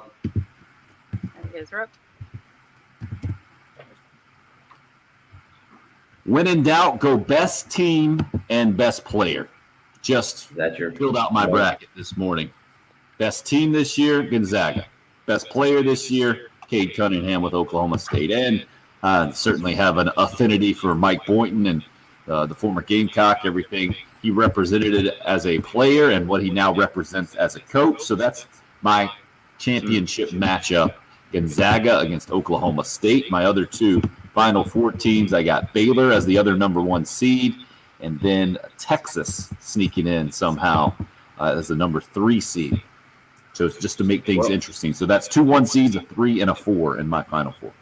Luka Garza would like a word about the best player, but do you also pick on matchups you want to see? Like, that's 100%. Like, the Oklahoma State, Yeah. I just need to see the Oklahoma State-Illinois game. Like, that will be the best matchup of the field before, like, the Final Four. That would be the best matchup of those games because Cade Cunningham and Aya DeSumo will be appointment time. I need to see that happen. And, like, on the other side, I picked Southern Cal to go to the Sweet 16 because I just really want to see Evan Mobley square off against Luka Garza. So that's how I was picking mine, like the matchups that I desperately want to see. Now, Let me ask you guys. Go gut feel between the games, and then they end up how they end up. Like I had Southern Cal in the Elite Eight. Virginia Tech somehow snuck in the Elite Eight for me as well. Maybe that's a Mike Young bias. Syracuse, I've gotten the Sweet 16 and had Houston knocking them off. I got Maryland in the Sweet 16 too, another kind of upset deal. Or actually, maybe those are Elite Eight matchups. Let me ask you guys something that I think is going to be interesting for me personally this weekend. And it started last night, and it's going to be today, and it's going to be tomorrow more so.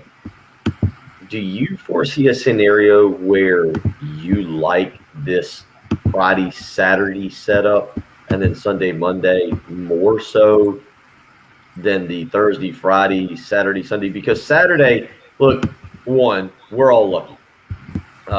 Tim, you and I the last few years, Patrick, I can't remember if you did anything with us 2 years ago. I don't really remember what specifically, if we did anything specifically 2 years ago on Thursday or Friday, but not everybody's looking to be able to take Thursday or Friday off and go sit at an establishment and watch games and everything. The fact that you're going to get so many games on a Saturday and that you're truly going to be able to enjoy an opening round of an NCAA tournament, do you guys foresee a scenario where people like this Friday, Saturday, Sunday, Monday setup more than the traditional Thursday, Friday, Saturday, Sunday? Because I got to admit, I'm intrigued by it. I'm excited about my day tomorrow.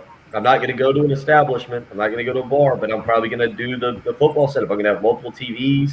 I'm already kind of leaning towards some kind of, again, maybe some buffalo chicken dip, some food throughout the day, just basketball alone. Like, do you guys foresee a scenario where you can get into this setup more so than you do the traditional Thursday, Friday of the NCAA basketball tournament? Patrick, you go first, too. I was never really wed to the idea of Thursday, Friday to begin with. I don't necessarily care. As long as it's going to be, I'll watch the whole thing and be really excited no matter what day it is. And yeah, I mean, now that I'm in the working world, I think I actually like the Friday better. It wasn't a big deal in the past for me to just put the games on my laptop while I'm in class and just watch the games. In fact, it was a good way to just kill the hour and a half while I was in class just watching the March Madness game. So yeah, I can 100% see people being into the Friday deal. Bill, I think the question's kind of flawed. We can all latch on to whatever we want to as fans, but what it's going to come down to is what's the best setup for them to make the most money. And just knowing what Monday is for a Monday noon game, how many eyes can you get on that thing? I would think you can optimize it much more on a Thursday, Friday and get more eyes on television sets moving forward than you can on a Monday. Hold on. Let's see if it gives me a breakdown, because you can move the games into the afternoon. You don't have to do a Monday noon game. There's zero reason that you have to have with the venues and the setup and everything that they do. I'm just going to see if they give me a start time on Monday. Well, while you're looking for that, you guys, that's prime for the office, because the NCAA tournament has the button. What's it called? The boss button, right? Where you press the button and it pops up, puts a fake spreadsheet up on your screen instead of the games. There's something kind of beautiful about watching games on your computer in the office and pressing the boss button. no doubt about it. But that It doesn't Thursday, tell me Friday, I think is when you can use that. One, Just as two, well. see. But I mean, here's the thing, because again, there's 1, 2, 3, 4, 5, 6, 7. There's 8 games scheduled for Monday. You could start 8 games. You could start those at 4 o'clock in the afternoon, and probably be able to get away with. And I don't. Again, I'm just kind of. I don't know how feasible it is. I mean, the women do it. Remember, this is the one that you'd be infringing on the women's tournament a little bit, because the women's tournament goes Saturday, Sunday. Is it Saturday, Sunday, Monday, Tuesday, or is it Friday, Saturday, Sunday, Monday? Well, the Gamecocks don't tip off until Sunday, so it's certainly not a Friday, Saturday, Sunday, Monday thing. No, in the past, because there was also a good article. There was also a good article yesterday that, and we don't think of, maybe I don't, because it missed last year, and obviously their tournament's so different this year. Second straight year of missing games at Colonial Life Arena that would have been hosted by the University of South Carolina. Yeah, the bubble, the impact of the bubble is much greater on the women's tournament than it is on the men's in that way, because the home court advantage that you earned in the women's tournament just not there.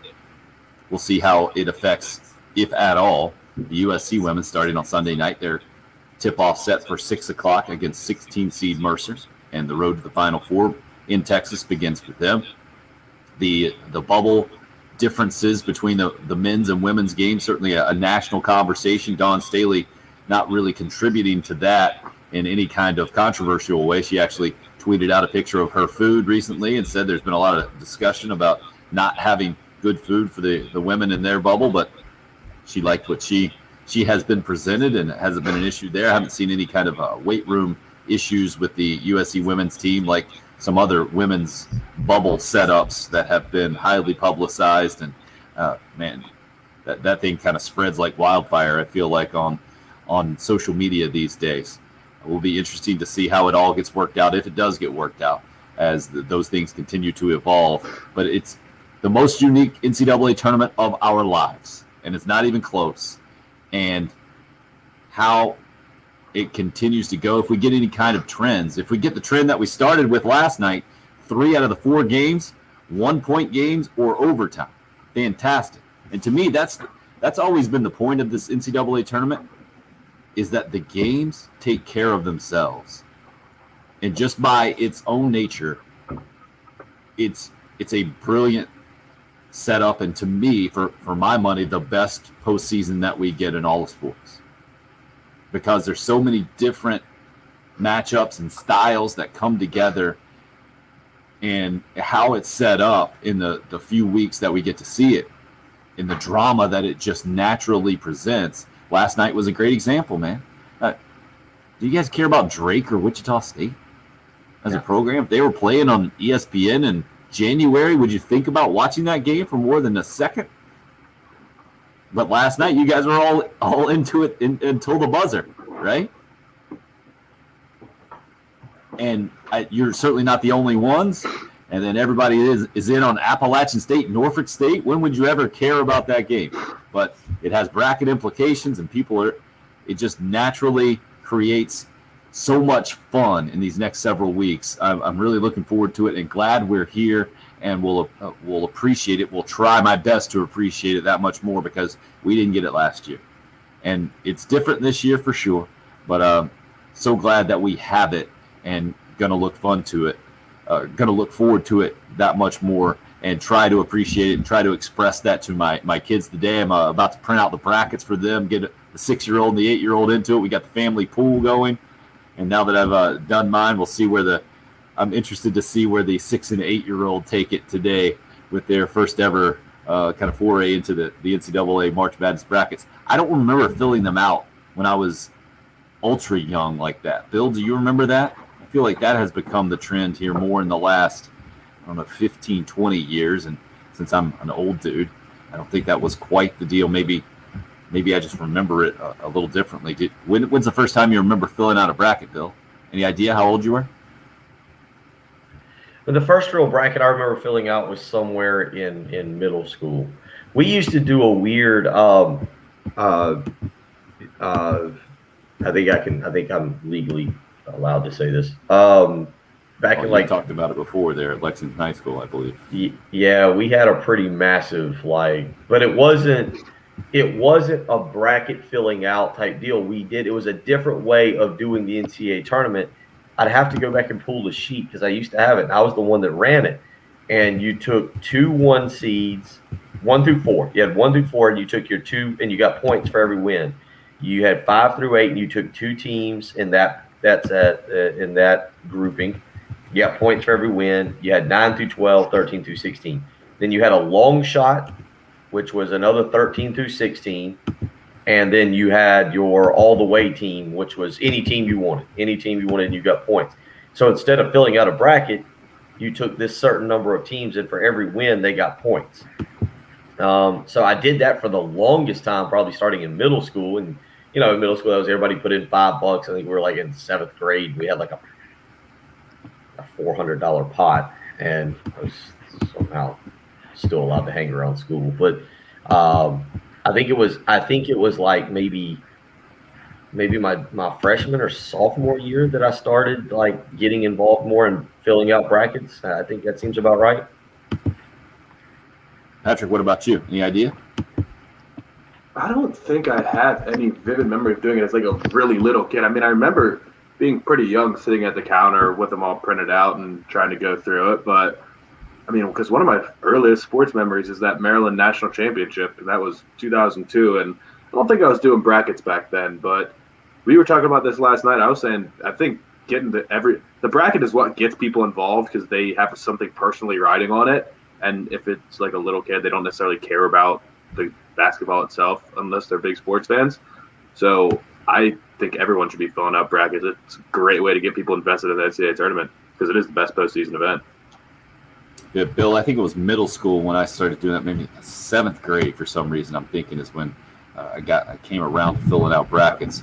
Man, the headline that I'm seeing right now, 8 total positive tests.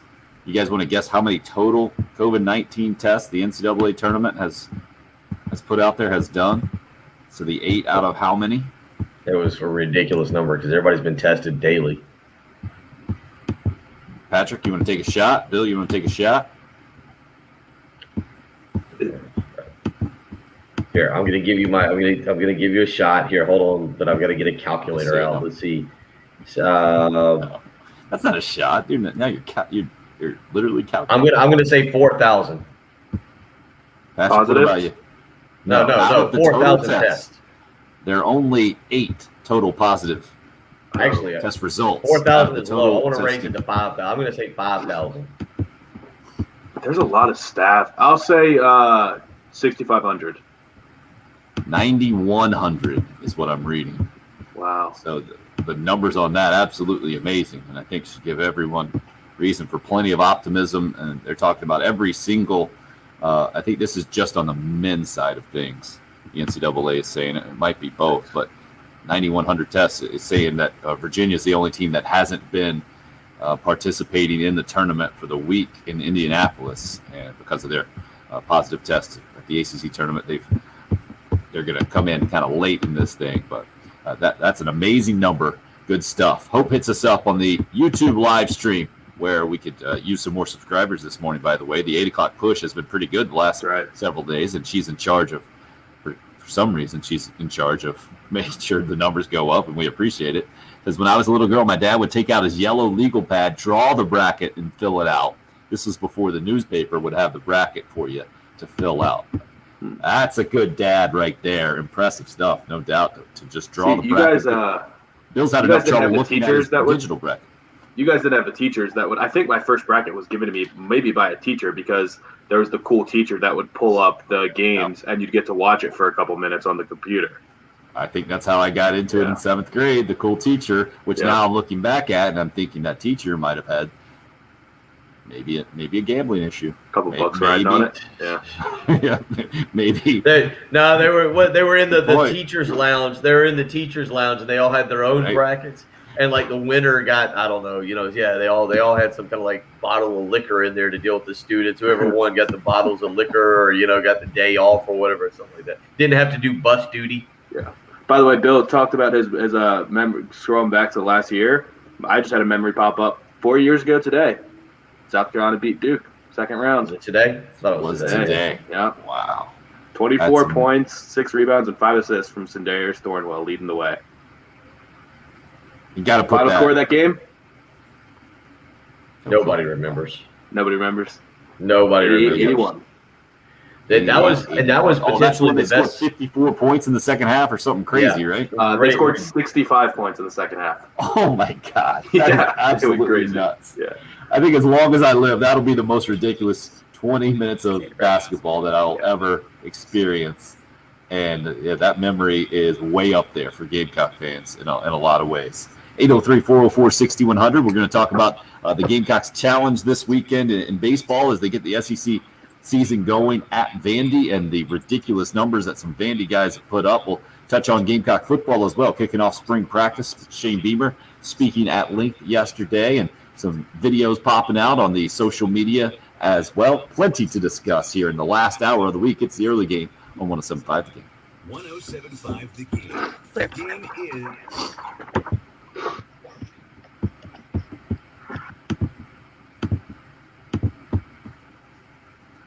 Man, I was thinking about it again yesterday. I was following around the almost 1-year-old, and the guy is like a spy when it comes to the things on the carpet. Any kind of crumb, he's going to pick up now and shove in his mouth. Any kind, not just crumb, any kind of small object that he can pick up, basically, he's going to pick it up and put it in his. We're at that stage. Soon we will get by this stage. Fortunately, we have some professional help around our house, making sure that I got little to worry about. I don't know about little to worry about.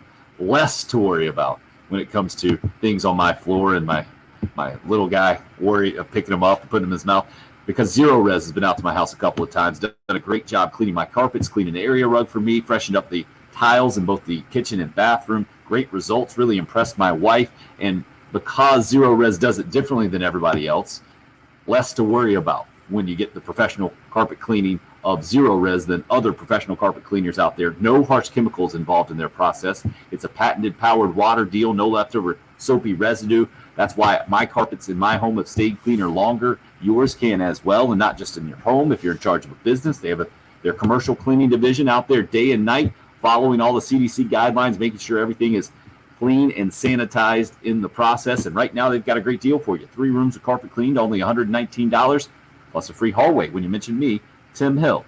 Give Zero Res a call. 803-262-4020 is the number, or you can book your appointment online today. ZeroResColumbia.com is the website. It's Zero Res. Spell it backwards or forwards. It's the right way to clean.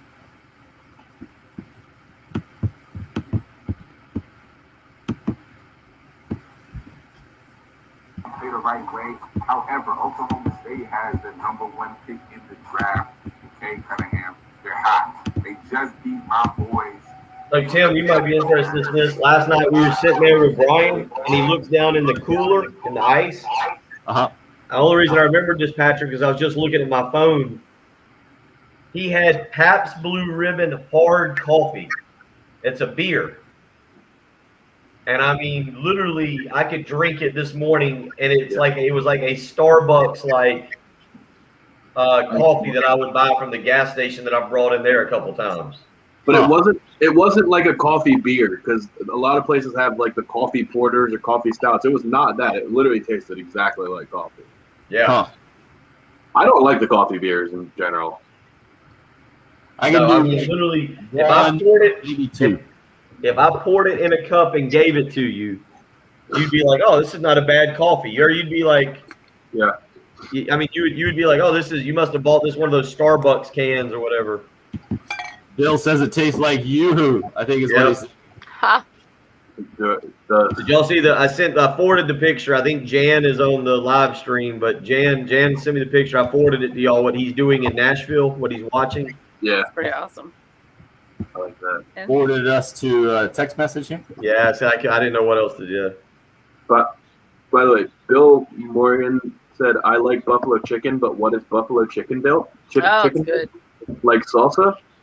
No, Is he saying that he's actually never heard of buffalo chicken dip? Yeah, you don't know what buffalo chicken dip is, Bill? Can you confirm that, Bill? Because that is one of the strangest things I've ever heard. If you've never heard of buffalo chicken dip, and it's so easy to make. Attaboy, Kelly. Welcome in, Kelly.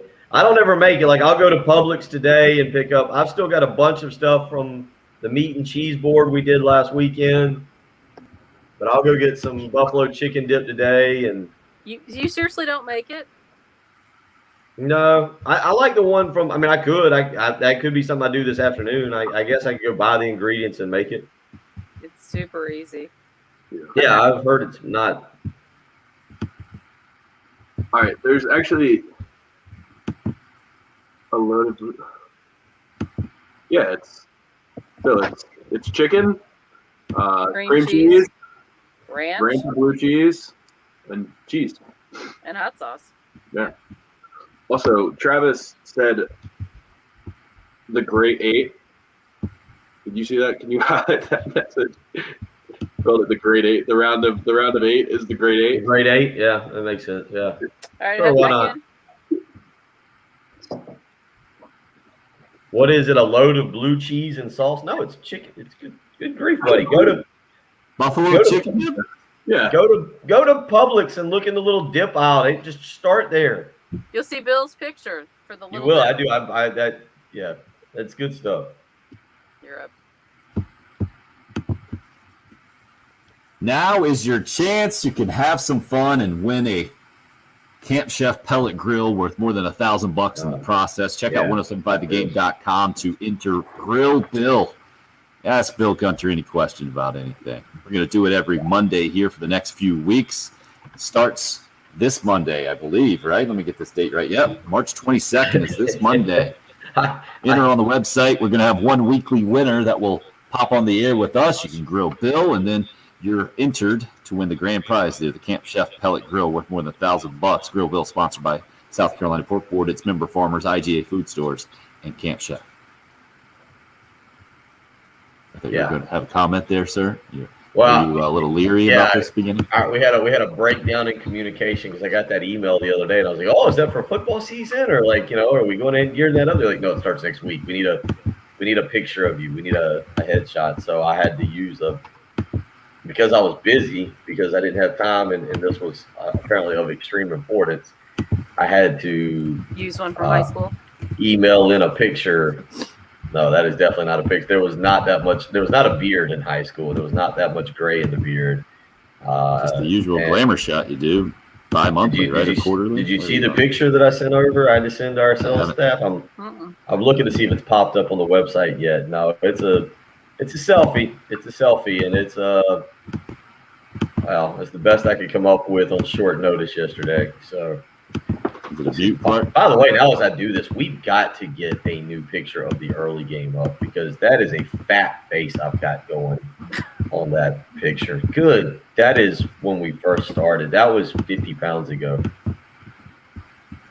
It's all about well, set up the photo shoot, exactly. And I'll show up. I'll show up smiling.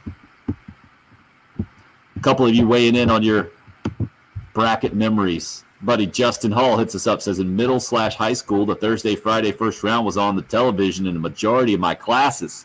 This is over in the Airport, West Columbia area, I believe. A couple of my teachers had our class do bracket pools. Cheering on the 12-5 upset in English class is a special memory. Matt B is questioning my 3 Big 12 teams in the Final Four. Yeah, I didn't even think about it as I was going there. And obviously, the Big Ten with the best conference this year. From that standpoint, but that's the way it ended up going through the bracket. Just going gut feel is how I like to do it these days. I've gone through and tried to be way too analytical in years past, and it turned out to be a complete waste of time. And that makes me more frustrated when I had a pick, that team was doing well in the game, and then they end up losing by a point, like especially the upsets. Right? You're like, oh, yeah, I knew this was going to be a good matchup, and so now I'm just going gut feel. I'm like, at least I didn't waste time, didn't invest too much effort in it, and I'm good to go. That makes me feel better. That's a turnoff, though, right? Go ahead, Bill. Just real quick, that's a turnoff, right? Like if we get 3 teams from one conference in the Final Four, that's a turnoff, right? Not if it's the Big Ten this year. No. Really? If Illinois, Ohio State, and Michigan and Gonzaga is the Final Four, that will not be a turnoff. That will be 4 of the top 6 teams in the country, and that will be what we want. we want the best teams. Don't you like? Aren't you the one that always diversity? preaches we like Cinderellas until it comes time for like the Elite Eight and Final Four when you want the best teams in the tournament? Well, if the Cinderellas are the best teams in the tournament, I don't want the lower seeds. I want the big names, and I want a little bit of diversity from the conferences. What have I've got Texas, Big 12, Arkansas. Only 4 of the top 8 seeds are SEC. Big Ten teams, so realistically, you're probably going to get multiple Big Ten teams in there. 2 of the top 4 and 4 of the top 8. Bill, you always you talk about this, and it does not compute with my brain how you like to see some early round upsets, and then you like to see the blue bloods in college basketball. Yeah. To me, by the time it gets to the final round, I'm invested. Like I'm there. I feel like I've gone towards the end of the journey. I'm going to finish the thing out. It doesn't matter who's there. I'm going to watch it. Yeah. But if you don't look at you're just not Yucky. not what a interested. face. Being a college basketball guy, it doesn't compute. I don't Not understand really at all. like the reasoning that if there's multiple teams from one conference, you won't like it. Yeah, I don't like that either. the SEC because you're an No. SEC. I just like I like seeing different matchups. I like the like South Carolina Gonzaga. That was part of it. South Carolina, I get, and I'm sure the rest of the country wasn't particularly thrilled with South Carolina being there because they weren't a blue blood. But that doesn't. I'm not worried about the rest of the country in this scenario. My team was there. I loved it, and I loved seeing them play Gonzaga. I'll be honest. I'm not. I don't know how to explain this. I love the Elite 8 matchup. I love that South Carolina beat Florida, but I really liked seeing them play Marquette, who I've never seen. I really liked seeing them play at that time Duke, who it had been since the Maui Invitational in the early 2000s since I'd seen it. But Baylor was okay. I'd seen South Carolina play Baylor, but like you get to these tournaments, it's kind of like bowl games. Like I like just seeing the different matchups. And so like as I scroll through just like tasty little morsels here that I look at, Michigan, LSU potentially in the second round. Really, really like the thought of that. Tennessee, Oklahoma State, a potential second round matchup with Tennessee and their athleticism versus Cade Cunningham. I just like some of the non. We understand you're obviously going to get that though. Most of it, yeah, but I don't, and I really You don't don't want want in the Final Four. Did you watch Exactly, the Big Ten yeah. championship game? Yeah. I wanna So see you different teams. wouldn't want to see a rematch of Ohio State and Illinois after they I already saw it. overtime I in watched the it. Big Ten It was championship. neat. It was a fantastic game. I had a blast. I want to see it different. I want to see something different. I want to see something different. Did you guys hear that? Jen didn't turn on the mic. No, she didn't. And she's handling it a lot better than Patrick typically does. Where it's, what do you I want? would have hung up by now. very polite. Let's see what all they get into. That's Listens what I a like. lot better than Patrick does. Let's see how long it It's goes. what I like in my Final Four. It's what I like in my Final Four as opposed to Jen's fully invested.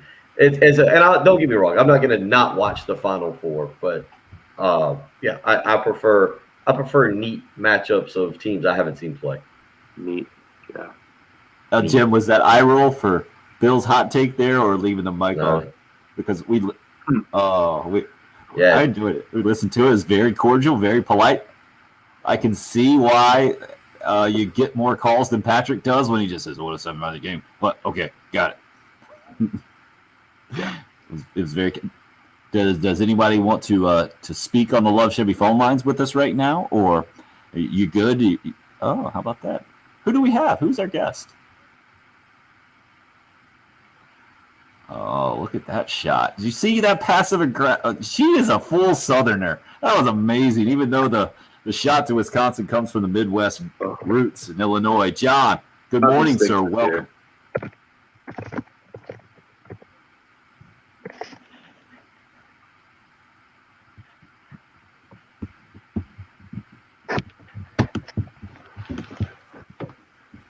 Well, John, my bracket says they're a 9 seed, which is basically the same as an 8 seed. I'm with you. Taking on 8-seeded North Carolina, and if they happen to win that game, likely to get the number 1 seed Baylor.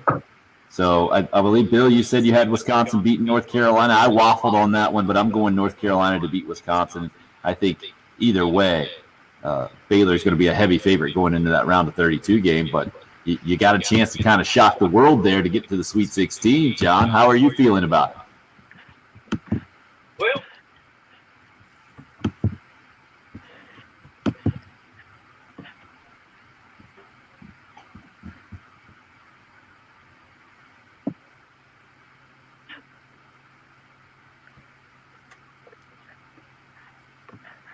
John,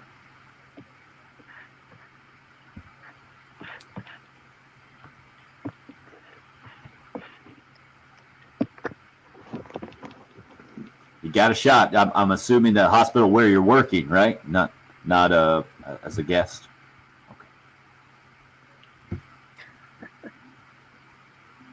I think they call those patients, by the way. My apologies on that. John, good to hear from you. Good luck with Wisconsin. Bill, Patrick, you guys want to break that thing down for him? Wisconsin's a lot like South Carolina, except just a better version because they came back very experienced and expected to have a really good team this year, and they were just not good. Except not good for Wisconsin still results in an NCAA tournament berth, and not good for South Carolina results in what we just saw. I feel like this is one of those things that we do with the NCAA tournament. And I was reading actually a pretty funny article about this yesterday as I was waiting on my father. There's 68 teams. And even though both Wisconsin and North Carolina are name brand programs. Now Patrick's watched a lot of Big Ten, so he understands them and he understands what's going on. But I couldn't name you a player on Wisconsin. So somebody's like, well, break down Wisconsin, North Carolina. What do you think? Be like, well, man, the Badgers and them boys, they're pretty physical, and they're typically known for strong defense. They shoot the ball really well from the outside. I can see how they're going to make it they're going to slow the game down. It's going to be physical. It's going to come down. It's all about tempo. So yeah, I can definitely see where the Badgers are going to be very good in this game and create some problems. And, just given their history, if they can get past that first round matchup, certainly have a chance to make a run to the Sweet 16 because they basically look like every Wisconsin team you remember. Yeah. I mean, like, isn't that what we do there's teams that I do know, but like I did a lot. I did to fill out the bracket yesterday. I studied Texas more. It's how hot Texas has been over the last 14 games and how they've run through. Greg Brown's really good. So I know a little bit more about Texas, but I always like this. And you listen to these national shows or these goofballs, and people are like, I don't know, man. Tell me about Loyola Chicago. Oh, yeah. Well, Porter Moser and the boys, they're the Sister Jean, really good team. Okay. Strong defense, shoots the ball well, likes to get up and down. They got some athleticism in the post. Keep an eye on them. They're a team to watch. Like they do not have athleticism in the post. They have Cameron Crutwig, who's a stud, but athletic is probably the last word you'd ever use to describe him. Except for we got Patrick here. I love 68 teams. Because I was looking up. Hope says, I'm excited to see Sister Jean again. What an amazing woman. 101 years old and has been allowed to travel with the team as the team chaplain. Bill, I mean, you should see Patrick's just immediately upon the mention of any kind of positive words thrown her way, grizzled. She's an attention stealer. Everyone should be talking about Cameron Crutwig, not Sister Jean. How many points has Sister Jean scored? None. Wow. Just rude. He is absolutely rude. Craig, interesting Final Four, goes with Gonzaga and Illinois as his 2 number 1 seeds, and then a couple of SEC teams, LSU and Arkansas. I think LSU is a really tempting team to take rolling through there, don't you guys? But to understand that they didn't even have their head coach the last time they were in the NCAA tournament because of everything that was going down with Will Wade. I just can't foresee them putting together a run. I get it. They're you talk about athletic in the post and athletic all over the place. LSU can kind of put their talent, I think, with a lot of other teams. I just don't see the run happening in that bracket. Patrick, what about you? You know LSU, I think, more than most of us. Yeah, I mean, they're super. I mean, they've got, I'd say, 3 pros on that team. They're super athletic. They can fill it up. But tournament time, I always tend to lean towards experience. And the super athletic teams, I don't necessarily give them the benefit of the doubt. And they've got a tough matchup. I think I picked St. Bonaventure to win that game because they're always really well coached and experienced, and I think they could definitely give LSU trouble. Athleticism. Watching LSU run through the SEC tournament, that game against Alabama was amazing, and I'm sure everyone sees the potential that LSU has. But I just struggle to believe that they're going to be able to put it together for several games in a row and play at the highest level.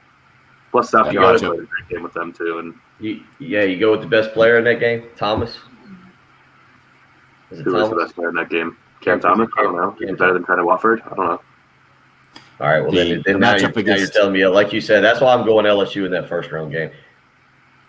The matchup against Michigan in that second round that's the tempting one to pull the trigger on the upset. I almost did in my bracket. I decided not to.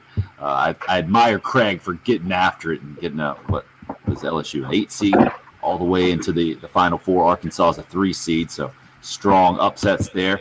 Another Final Four entry here. Kelly says Gonzaga, Illinois, 2 number 1 seeds there. Also going with Ohio State out of the Big Ten and Alabama out of the SEC. And the only reason Illinois, they will beat Syracuse in overtime, he says, being a big Syracuse guy and trying out the YouTube live stream for the first time today. Appreciate that. We need to pop back out to the Love Chevy phone lines. Matt's up next. And speaking of Alabama, getting to the Final Four, Matt's a big Alabama fan. Matt, what do you think? Yeah, I need you to talk me off the ledge here about my beloved Clemson. Who I have been wanting to sandwich in the old parquet floors in Coleman Coliseum. Why are they such a thick team? Maybe it's just the jaded Alabama fan here who's thinking the Mark Godwin days, the Avery Johnson days, the Anthony Grant days, that we are, I'm seeing all these national pundits picking us to go to the Final Four. I'm not sure we're going to get past Iowa. So I realize that they banded LSU 33% of their losses this season, and this season has been otherworldly from an Alabama standpoint. But I don't know why we're so, I guess, perceived as such a safety fit. Is he a color play? I think he wants to. On every other night, maybe. Right.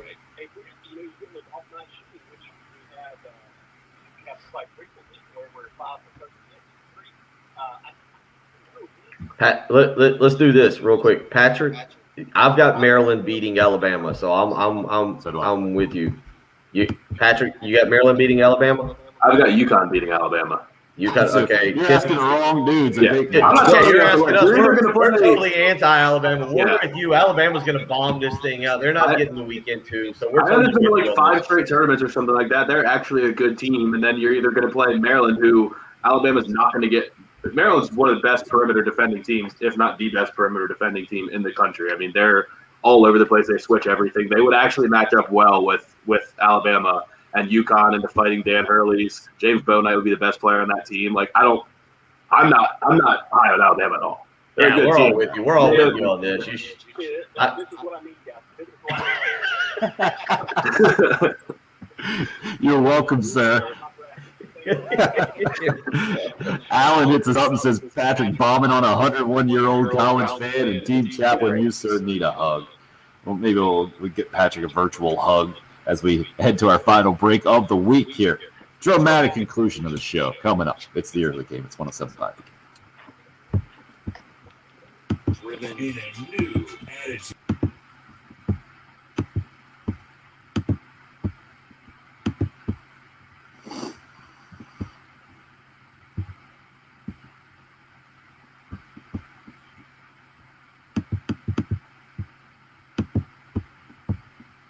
All right, about to knock this thing out. Sorry, I normally don't get this thing going quickly enough.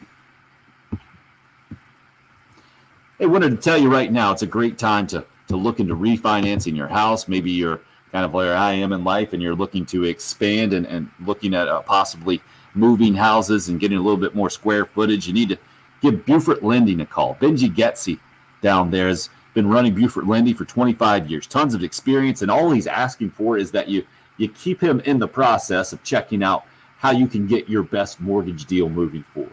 843-524-2404 is the office number. We've got it up here on the live video stream. Again, 843-524-2404. And what Benji wants you to do is call who you normally have worked with. Maybe if you haven't worked with Buford Lending in the past, make sure he understands you're smart. You're going to do your homework here. You're going to find the best deal for you. He just wants an opportunity to show you, to prove to you that he can get that for you. And he thinks he can do it. Buford Lending knows they can do it. That team there has been doing it for so long. They understand they're just a mortgage broker.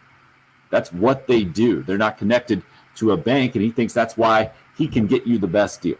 Again, it's Benji Getzi down at Buford Lending. You're refinancing. You're looking at a new mortgage. He is the guy for you. Actually, he's my broker. He's your broker. He's South Carolina's broker. That's Buford Lending and Benji Getzi, 2404.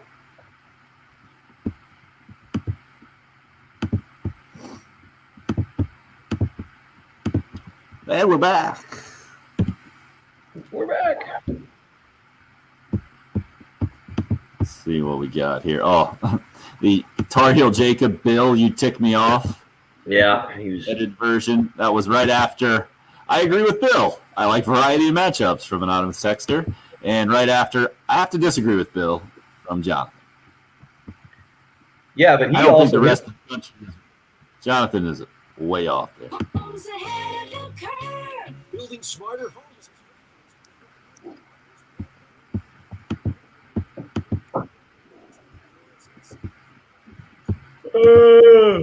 One here.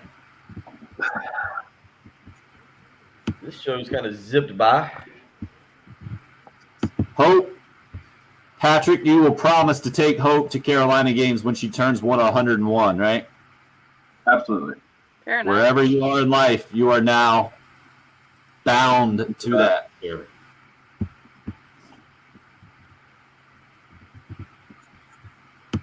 Agreed, sir. And Trey, that's a pretty solid question.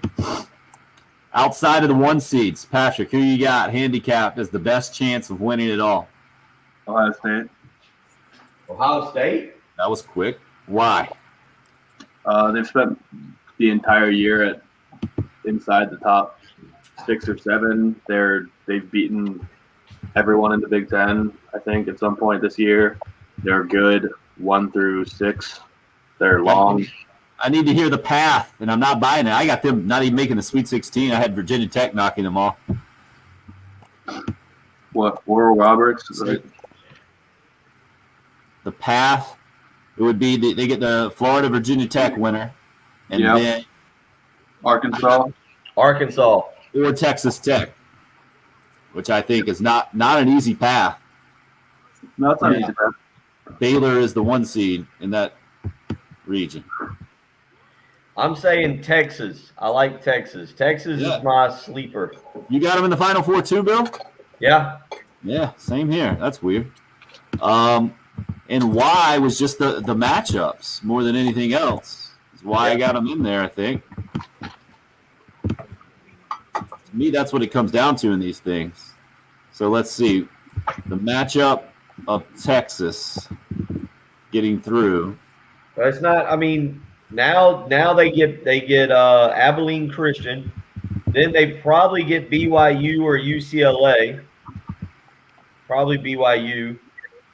Then you look at either Michigan, LSU, Colorado, or Florida State seems to be the most logical. Maybe St. Bonaventure. No. I think you skipped a step there. So after Texas beats BYU, then they got to take on possibly Alabama. Oh wait, I had them playing Maryland, Yep, so do I. and I like Greg Brown in that matchup. Our brackets are way too similar. And then you got the top of the bracket is Michigan, Florida State, or Colorado, LSU possibly up there. I got a Michigan. Yeah, Patrick talked, and it said if Isaiah Livers plays, it's a miracle. So I agreed with Patrick. To me, the most likely team, I think, to make a run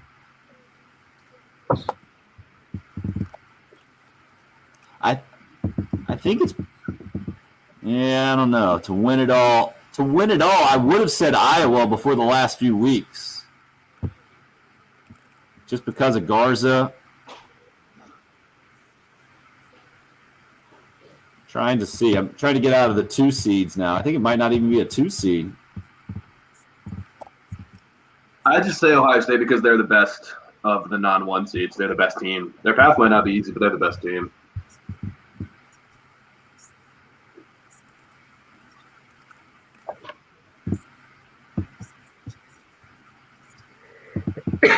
I feel like I was just going to have a dud of a game and lose somewhere.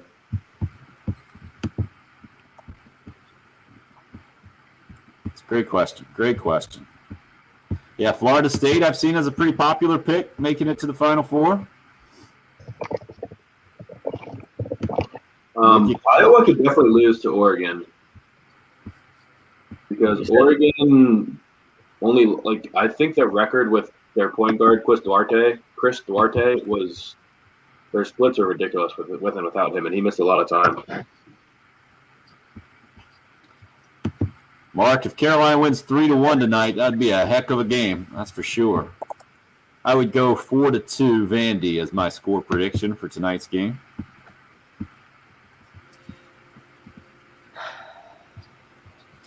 Yeah, I don't know how you can feel good at this point after the last 4 games. Yeah. I feel Go ahead, Jen. spring is springing. So I feel like that's going to be like a new change and a new wave, and they're just going to spring into success. How's that? Okay. No? Really went reaching for that one, did you now? Trying to infuse a little positivity. Like it. Oh, man.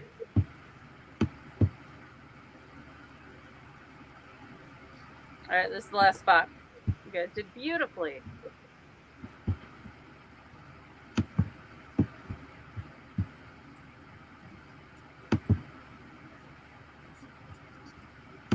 Hope liked it, Jen. She's in. You and Mark are on the same page. People are siding with Jen on that. I love it. Pandering.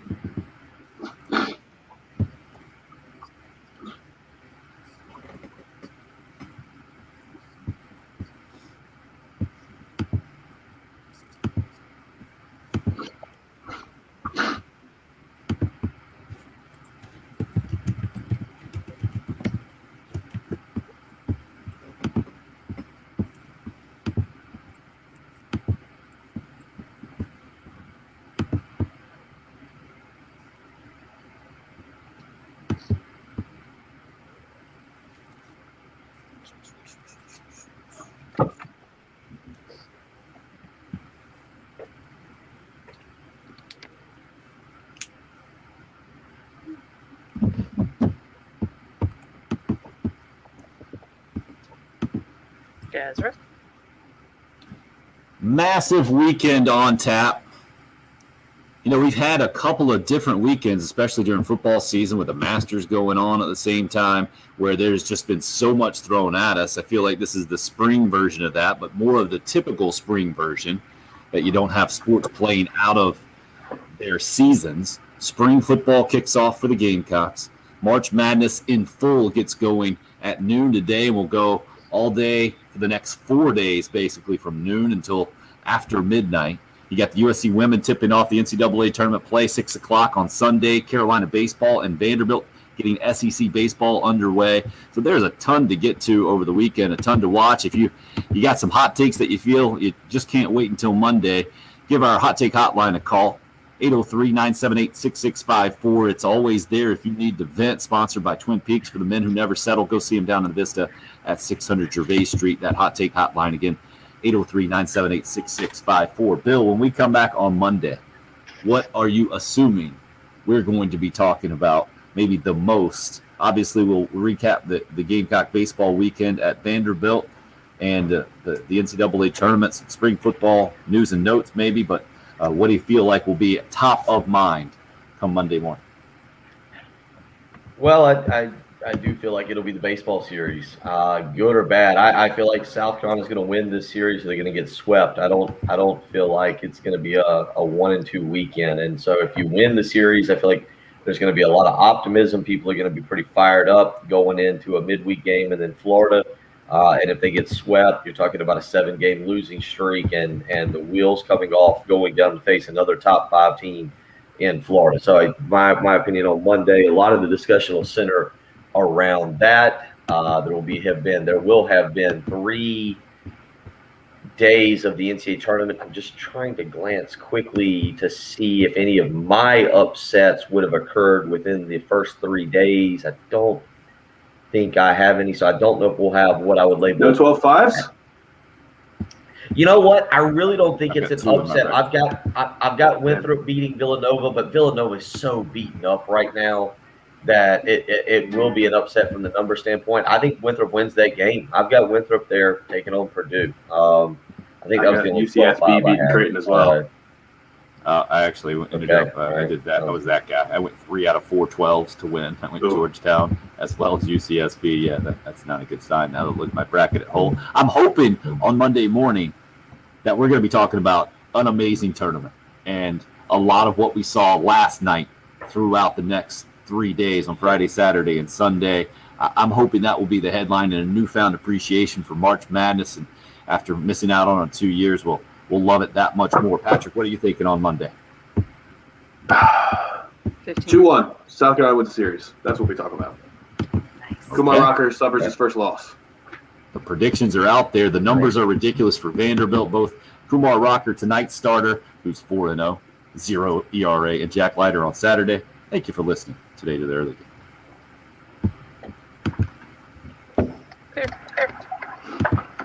That means odds are none of that stuff is what we'll be talking about on Monday. It'll be something totally off the radar. Marshawn Lloyd. Never mind. Yeah.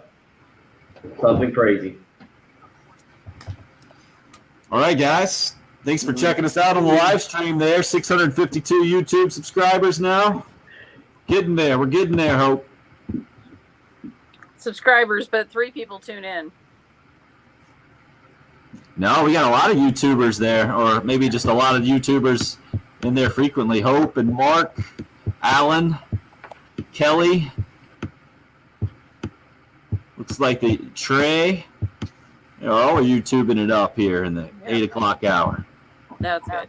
That's real good. Kelly, you too. KT, nice job following all the way through from 6 to 9. Craig, That's impressive. good luck without the wife this weekend. Keep it under wraps, man. Keep that thing on the rails. Drink water. Mix in a few waters, huh?